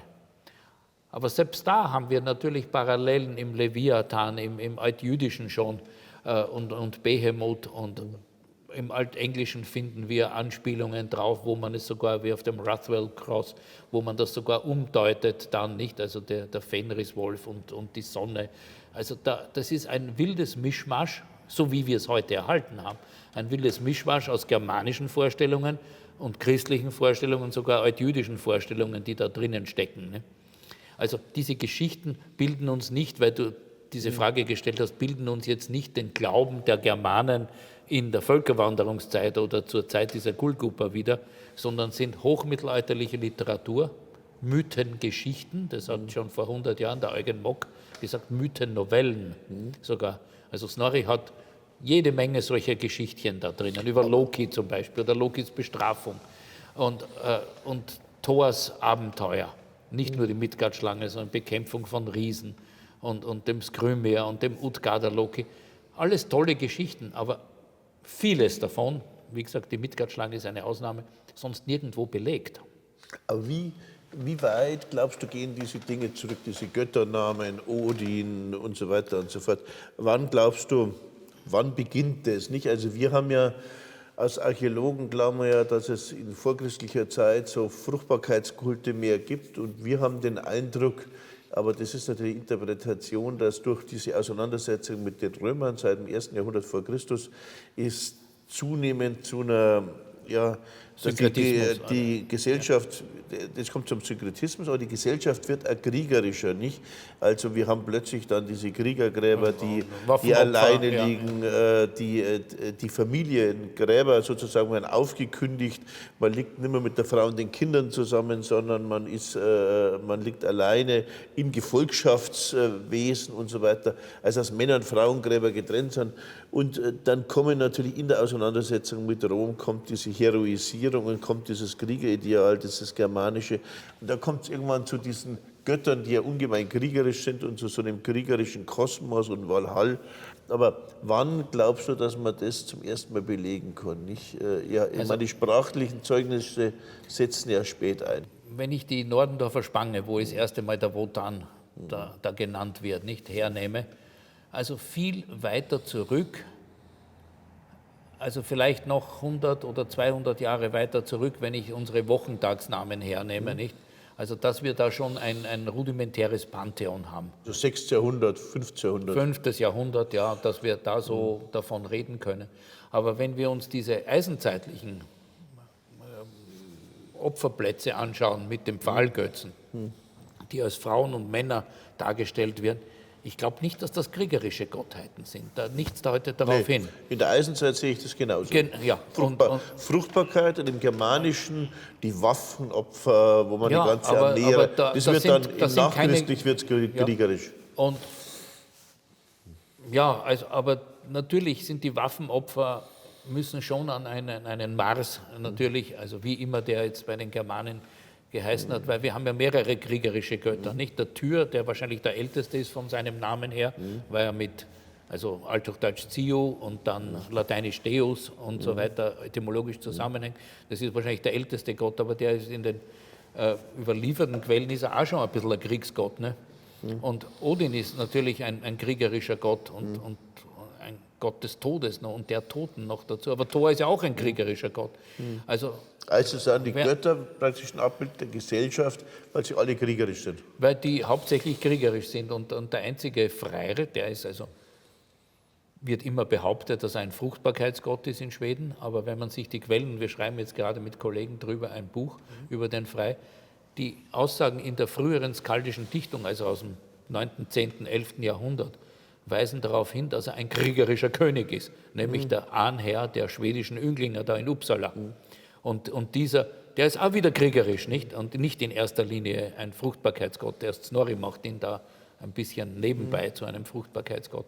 Aber wir haben keine Fruchtbarkeitsgötter im Norden. Und wahrscheinlich sind diese vielen Namen von weiblichen Göttinnen eher für diesen Bereich Fruchtbarkeit, also als direkte Nachfolge der Matronen für mich. Ne? Also die für den persönlichen Bereich, für Fruchtbarkeit, auch für Fruchtbarkeit in der Ehe, also als Kinderwunsch und solche Sachen oder auch Fruchtbarkeit des Einkommens und des Vermögens. Ne? Das gehört ja alles dazu, dass das eine Rolle spielt. Und diese weiblichen Gottheiten eher für diese Fruchtbarkeit zuständig sind und von den Männern eigentlich gar nicht mehr so richtig. Ja, Rudi, was erzählt uns eigentlich Snorri Sturlason nicht? Was sind das wirkliche Ereignisse oder sind das ausgedachte Geschichten? Oder? Also in seiner Edda, wo er uns die germanische Mythologie, glaube ich, immer ausbreitet, erzählt er natürlich auch, er ist ein wunderbarer Erzähler, nicht? Lauter kleine Geschichtchen, drum dieser Ausdruck Mythennovellen, das stimmt sehr, sehr gut. Aber das ist natürlich nicht altgermanisches Glaubensgut oder irgendwas, sondern er vermischt so vieles, nicht? Auch wieder Christliches und Antikes. Er ist ja sehr gebildet, nicht? Und hat eben, wie wir gesprochen haben, schon Latein gekannt, sicherlich. Und vermischt alles da hinein, um eine gute Geschichte zu erzählen. Und diese guten Geschichten leben natürlich von den Riesen und Trollen und von den alten Göttern. Und für mich ist ein typisches Beispiel, wenn er erklärt, was die Alpen sind. Wir wissen nämlich nicht, was die Alpen wirklich waren. Aber Snorri sagt, ja, es gibt die Lichtalpen, die wohnen im Himmel, und die Dunkelalpen, die wohnen irgendwo unter der Erde. Und da läuten natürlich bei mir als Religionswissenschaftler dann die Alarmglocken, weil die Lichtalpen sind ganz deutlich die Engel und die Dunkelalpen sind ganz deutlich die Dämonen im mittelalterlichen Glauben. Und so geht er mit allen Sachen um. Er nimmt einen Begriff und füllt den mit seiner fantasievollen Erzählergabe mit Leben. Nicht? Und das Problem ist aber, dass viele Leute heute ihm alles glauben. Der Snorri, der erzählt uns germanische Mythen. Nein, der Snorri versucht ein bisschen was von dieser germanischen Mythenwelt zu rekonstruieren, mit Hilfe der Gedichte, die er kannte. Und da kommen natürlich Riesen und Trolle und Alpen und das alles vor. Aber was er uns erzählt, ist, ja, vielleicht ist das zu 20% im 10. Jahrhundert geglaubt worden, aber ich glaube eher weniger. Du hast ein wunderbares Buch geschrieben zu Tolkien, nicht? Und Tolkien mit der Verbindung zur germanischen Mythologie. Wir haben bereits angesprochen, nicht? Ich fand immer diese Grettir-Saga so eindrucksvoll, und da klettert einer an einen Grabhügel und findet so ein Schwert, und dann denkt man sofort an das Schwertstich und den Grabhügel und an Frodo und so weiter und so fort. Also, und Tolkien war ja ein gebildeter Mann, der seine Mythologie wahrscheinlich aus dem FF konnte. Und der hat offenbar die verschiedensten Mythologien, die er kannte, zu diesem Herrn der Ringe sehr erfolgreich zusammengemixt, sodass es für heutige Studenten, hat man den Eindruck, manchmal realer ist, die Schlacht an Helms Klamm, als die Schlacht bei Issos oder sowas. Ja, man darf nicht vergessen, Tolkien war ein Kollege, nicht? Also der hat im Prinzip dasselbe unterrichtet wie ich mein Leben lang, und er hat halt altenglische und altnordische Literatur unterrichtet, und ich habe halt altnordische Literatur und mittelhochdeutsche Literatur unterrichtet, also er in England hat die altenglische und ich die mittelhochdeutsche dazu, und wir haben also einen ähnlichen Bildungshintergrund. Und dadurch war es für ihn relativ leicht, diese ganze Mythologie oder noch mehr die Heldensage eigentlich da zu literarisieren. Und er hat, natürlich ist er, wie soll ich sagen, auf dem Stand seiner Zeit.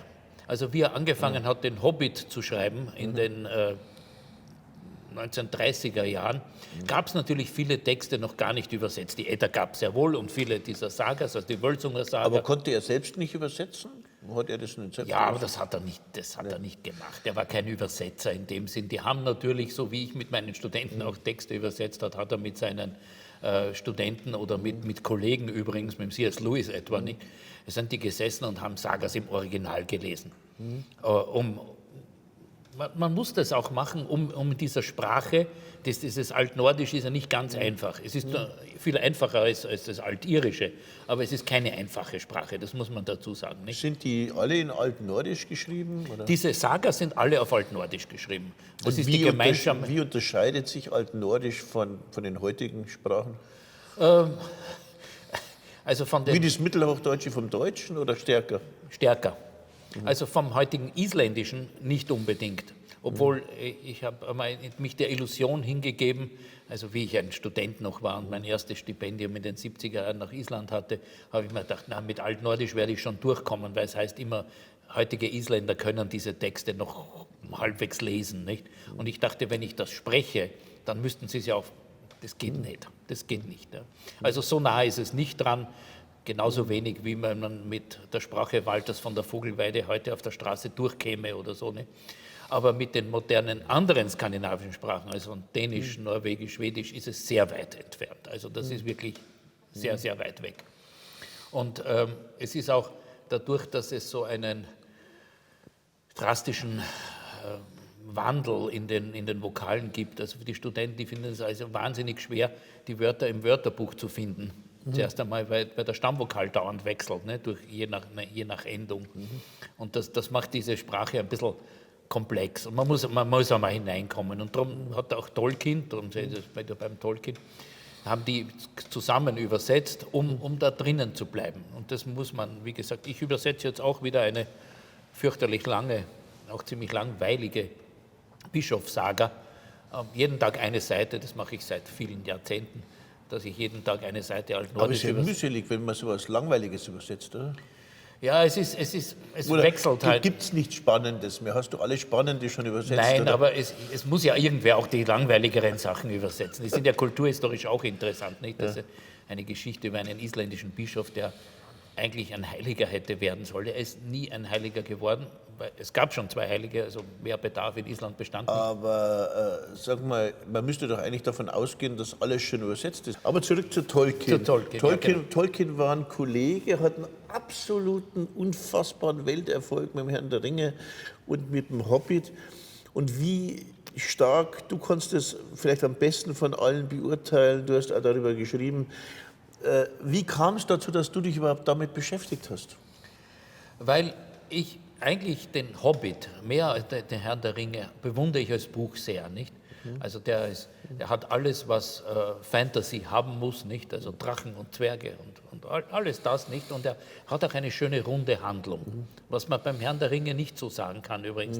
Der bricht irgendwie so am Höhepunkt dann auch ab, nicht? Wie bist du auf den Hobby gekommen? Hast du den Kindern vorgelesen? Nein, in England war das damals unter Studenten wie ich. Ich habe ja 3 Jahre in Schottland gelebt und unterrichtet in den späten 70er Jahren und da war das Kult. Das erste Mal Kult. 20 Jahre später mit den Filmen oder noch später ist es, oder 30 Jahre später ist es wiedergekommen. Nicht? Bei meinen Kindern ist es wieder Kult und bei jetzigen Kindern ist es wieder Kult. Aber wo hast du überhaupt gelehrt? Da haben wir noch gar nicht gesprochen. In Schottland hast du an der Universität Edinburgh. Das war mein erster Job. Da war ich 22. Und, warst du mit 22 schon fertig mit dem Studium? Fast. Also, und da hast du die ganzen Sprachen schon gelernt gehabt? Also Altnordisch habe ich schon gelernt gehabt. Ich habe auch dort versucht, Altirisch zu lernen. Das ist mir nicht gelungen. Hast du in 4 Jahren studiert, hast Altnordisch gelernt, hast die Studien abgeschlossen? Ja, und? Okay, gut. Okay. Mit 22 warst du fertig und warst in Schottland? Aber das Doktorat habe ich noch nicht gehabt. Ich war mit dem Magister fertig. Okay. Und habe da einen Job als Sprachlektor gehabt. Und das war sehr, sehr erleuchtend. Wie gesagt, erstens konnte ich Altirisch lernen und mich ein bisschen in die altirische Literatur verbreitern, was ja übrigens Tolkien auch gemacht hat. Du weißt ja, seine Elfen und diese Sprachen da, das ist ja alles aus dem Keltischen bezogen. Also er hat sich auch dafür interessiert. Nicht? Und dann bin ich eben auf Tolkien gestoßen und bin draufgekommen, dass natürlich vieles, was ich aus den Sagas kannte oder auch noch kennengelernt habe, damals habe ich nicht so viel gelesen gehabt, natürlich, ist mir bekannt vorgekommen. Nicht? Was hat er denn alles aus dem Nordischen, wahrscheinlich kann man nicht alles nehmen, aber was hat er denn so übernommen? Was ist das Wichtigste? Zauberringe, Zauberschwerter? Und also für mich einmal die Namen der Zwerge, nicht? Also die sind alle direkt aus der Wöluspau geklaut. Also eigentlich nicht alle, ein paar hat er dazu erfunden, dass im Stabreim dazu passen und so weiter. Also die Namen vom Namensschatz oder Gandalf ist, also der Gandalf ist eigentlich ein Zwerg in der Wölusbau, nicht? In dem Edda-Gedicht. Und Gimli. Und der Zauberalbe eigentlich heißt der, nicht? Und Gimli und diese Ja, ganzen... die kommen alle vor. Diese ganzen Zwerge kommen vor. Die hat er da mitgenommen. Dann alles natürlich mit Runen. Hat er aus dem Altnordischen geschöpft und überhaupt aus der Runologie. Wobei da muss man sagen, es gibt ja verschiedene Runenalphabete. Es gibt das ältere Fusag, nicht bis 800, also eins mit 24 Zeichen. Später gibt es eins in Skandinavien mit 16 Zeichen, das jüngere Fusag. Während in England entwickelt sich es anders weiter zu einem Futhorc, heißt es dann, nicht? Das hat noch mehr Zeichen, da werden etliche Zeichen dazu erfunden, also hat viel mehr als 24 Zeichen. Und Tolkien hat sich aber keines dieser 3 Runenalphabete genommen, das heißt, er hat sich schon das Englische hergenommen und hat es noch einmal ein bisschen umgebaut. Das heißt, sein Run, was man um den Umschlägen vom Hobbit oder vom Herrn der Ringe sind oft so Runenschriften drauf, nicht? Das ist der Eingang zum Mordor, glaube ich, da mit den Zwergrunen.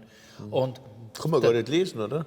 Kann man nicht wirklich lesen, weil er es umbaut, nicht? Und da habe ich eine hübsche Anekdote dazu, dass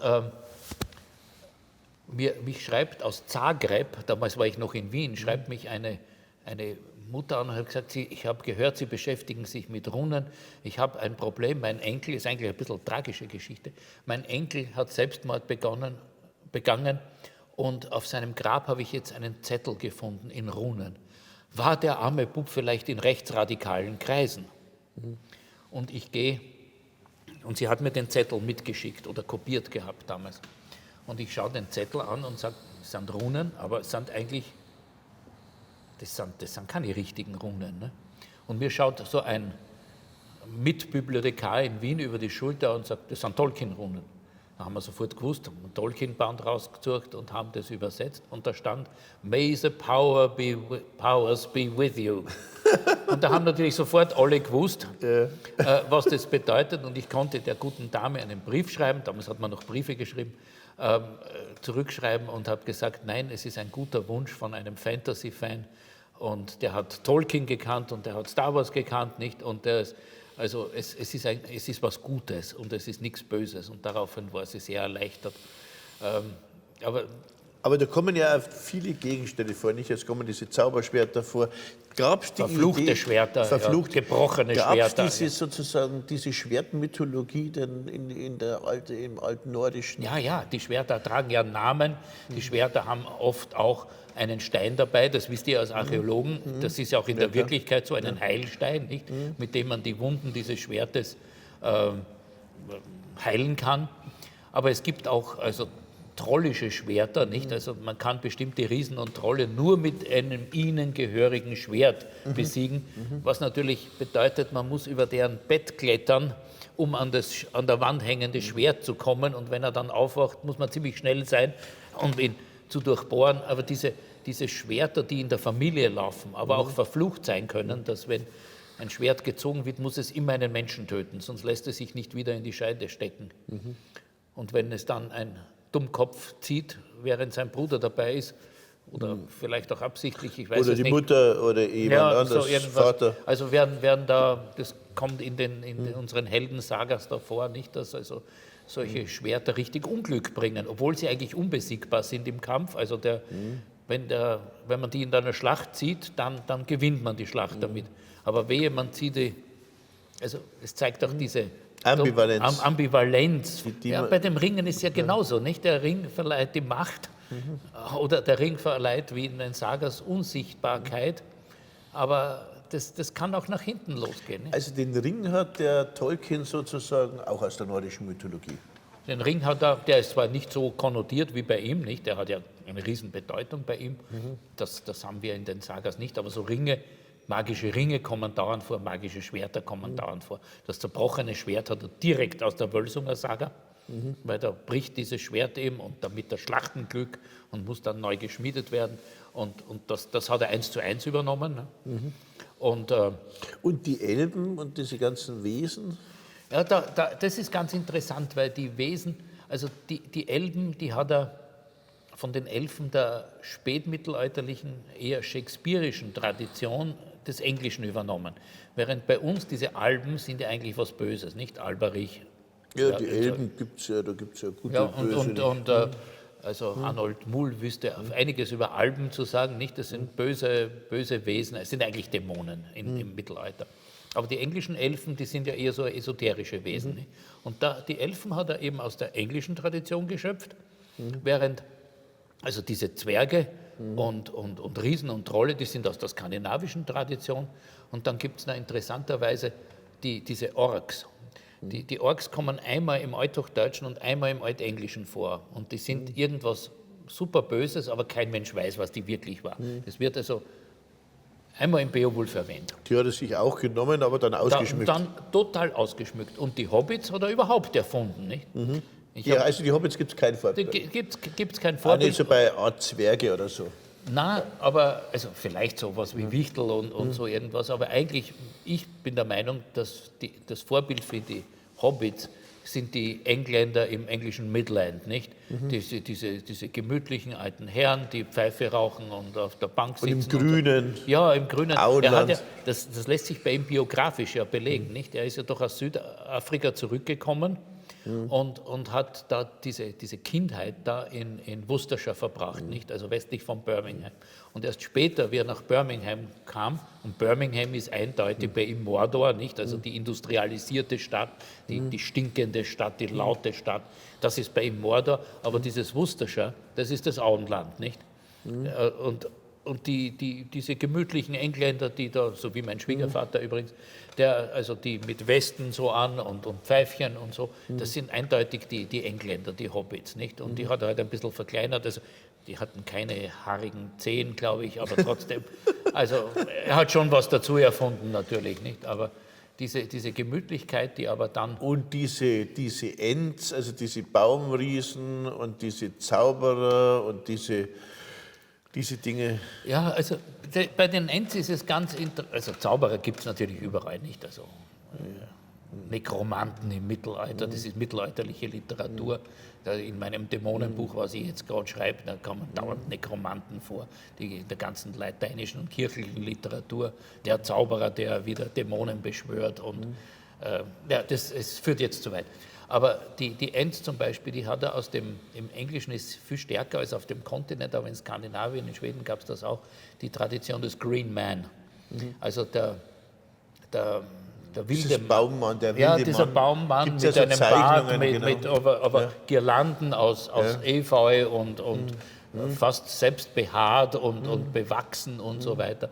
Und das hat er irgendwie weiterentwickelt zu diesen Ents. Nicht? Wenn man sich aber so Sachen anschaut, wie so diese Schlachtbeschreibungen, nicht so Helmsklamm oder so, da hat man doch so die Idee, da hat er auch wieder Anlehnungen.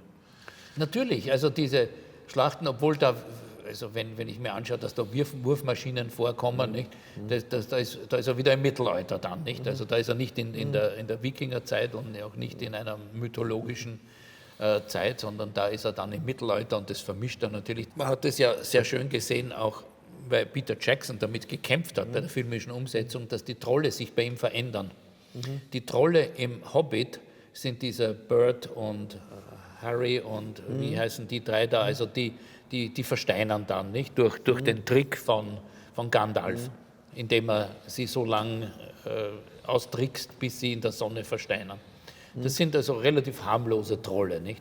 Aber diese Trolle, wie sie dann in der Schlacht vorkommen, diese riesen Kampfmaschinen, also er hat sich da weiterentwickelt auch, also in seiner Fantasy. Ja, da gibt es ja doch also Trolle, die dann so Ballrocks gibt es noch. Ja, genau, und da entwickelt er Subgattungen. Genau, so, die dann gefährlich sind und unbesiegbar und so weiter. Da entfernt er sich dann immer mehr von dieser germanischen Sagen- und Saga-Welt und von der Mythologie hin in seine eigene. Und das hat ja dann Folgen auch, weil praktisch alle Fantasy-Literatur seither beruft sich irgendwie auf Tolkien und seine Texte. Übrigens jetzt auch, darum wird ja immer wieder Neues jetzt da publiziert, durch seinen Sohn auch, nicht? Wo wird der Troll eigentlich, wo taucht er zum ersten Mal überhaupt auf? Vermutlich irgendwo auf einem Amulett aus dem 10. Jahrhundert, auf den Orkney-Inseln, haben wir das erste Mal das Wort Troll. Aber in der Wikingerzeit heißt Was ist dann ein Troll? ein Troll ist was Böses. Die Trolle mögen dich holen, heißt go to hell. Okay. Oder der Teufel soll dich holen. Sind das Wesen, die Trolle? Also ja, das sind riesenartige Wesen. Also, aber ein bisschen kleiner als richtige mythologische Riesen. Und die sind böse. Also die fressen auch Menschen und entführen Menschen. Sind kräftig. Sind sehr kräftig und sind gefährlich, eindeutig. Ne? Aber dann passiert etwas Komisches nach Tolkien, wo die Trolle ja auch gefährlich sind. Sogar im Herr der Ringe sehr gefährlich, mit die riesen Kampfmaschinen, wie ich gesagt habe. Aber komischerweise verändert sich in der zweiten Hälfte des 20. Jahrhunderts, werden Trolle niedlich. Ich weiß bis heute nicht, und ich glaube, es ist ein Verdienst einer finnland-schwedischen Autorin, die die Mummentrolle erfunden hat. Warum diese Mummins Trolle heißen, kann man nur mit der schwedischen Volkskunde erklären, weil da auch kleine Wesen Trolle genannt sind. Die hat dann diese Trolle. Und seither sind Trolle tauchen in allen Kinderbüchern auf. Der kleine Troll. Und das muss dich ja unheimlich stören. Nein, es ärgert mich wahnsinnig, darum erwähne ich das auch. Das wurmt mich geradezu, dass diese gefährlichen Wesen, wo der Laxdöller Saga sagt, der bringt seine Freunde heim zu einem Saufgelage und die Frau sagt, ach, die Trolle mögen dich und deine Freunde holen. Ja. Also das ist genauso, wie wenn du heute deine Freund zu Hause bringst, unangekündigt, und die Frau sagt, geht's zum Teufel. Ne? Ja. Also genauso, die Trolle mögen dich holen. Ja. Und jetzt plötzlich haben wir diese lieblichen kleinen Wesen. Aber Tolkien hat ja noch andere Sachen. Aber nochmal zum Tolkien zurück. Nicht? Du hast auch Odin mit Figuren verglichen bei Tolkien. Erstmal, was ist Odin für eine Figur und was hat das dann mit Tolkien zu tun? Ja, Odin ist ja der vielschichtigste Gott. Ne? Also er ist der Gott der Dichtkunst. Er ist aber Göttervater. Er ist aber auch Gott der Toten. Er ist auch der Herr von Valhall. Und also alles mögliche andere, auch Gott der Magie zum Beispiel. Nicht? Und als Gott der Magie wird er bei Snorri in der Heimskringla beschrieben, er konnte nur mit Worten Feuer schlagen zum Beispiel, er konnte den Wind drehen lassen, er konnte seine Gestalt ändern, er konnte in Vogel- oder Fischgestalt in andere Länder reisen. Das sind alles Sachen, die man eigentlich so einem Zauberer wie dem Gandalf ja zuschreibt, nicht? Der kommt auch und macht Feuer plötzlich, durch Schnipsen. Also das ist der deutlichste. Der heißt zwar Zauberelbe und das ist ein Zwergennamen, aber im Prinzip modelliert er ihn an Odin mit den Eigenschaften. Aber andererseits, Odin als das personifizierte Böse oder dem Totenreich nahestehende, ist natürlich auch bei Saruman da. Nicht? Der Odin hat auch als Göttervater einen Thron, sagt Snorri zumindest, irgendwo in Asgard, von dem aus er die ganze Welt überblickt. Also er sieht alles. So wie Saruman. So wie Saruman, aber natürlich auch wie der christliche Gott, das darf man auch nicht vergessen. Oder auch wie Sauron. Und wie Sauron natürlich. Und dann gibt es noch im Silmarillion diesen Manwë, nicht, der also auch ein Abstammungsgott ist, oder ein Ahnherr zumindest. Auch der ist an Odin modelliert. Nicht?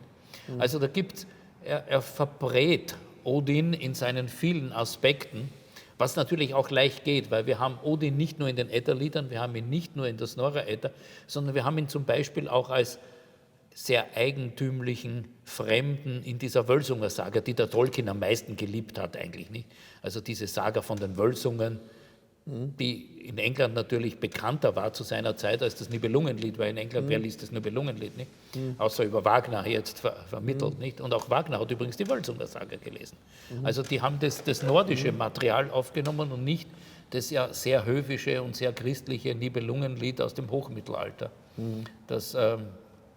Die Wölsunger Saga liegt denen viel näher, obwohl die Wölsunger Saga ironischerweise ja später geschrieben ist als das Nibelungenlied. Nicht? Wann?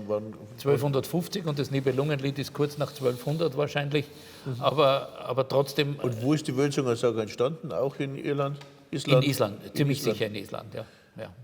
Und was ist das eine Göttersage? Nein, das ist diese Geschichte der Nibelungen. Das ist die erste, die da drinnen steht. Wunderbar, danke. Das war eine herrliche Sitzung. Wir haben uns toll ausgetauscht. Ich habe wahnsinnig viel gelernt.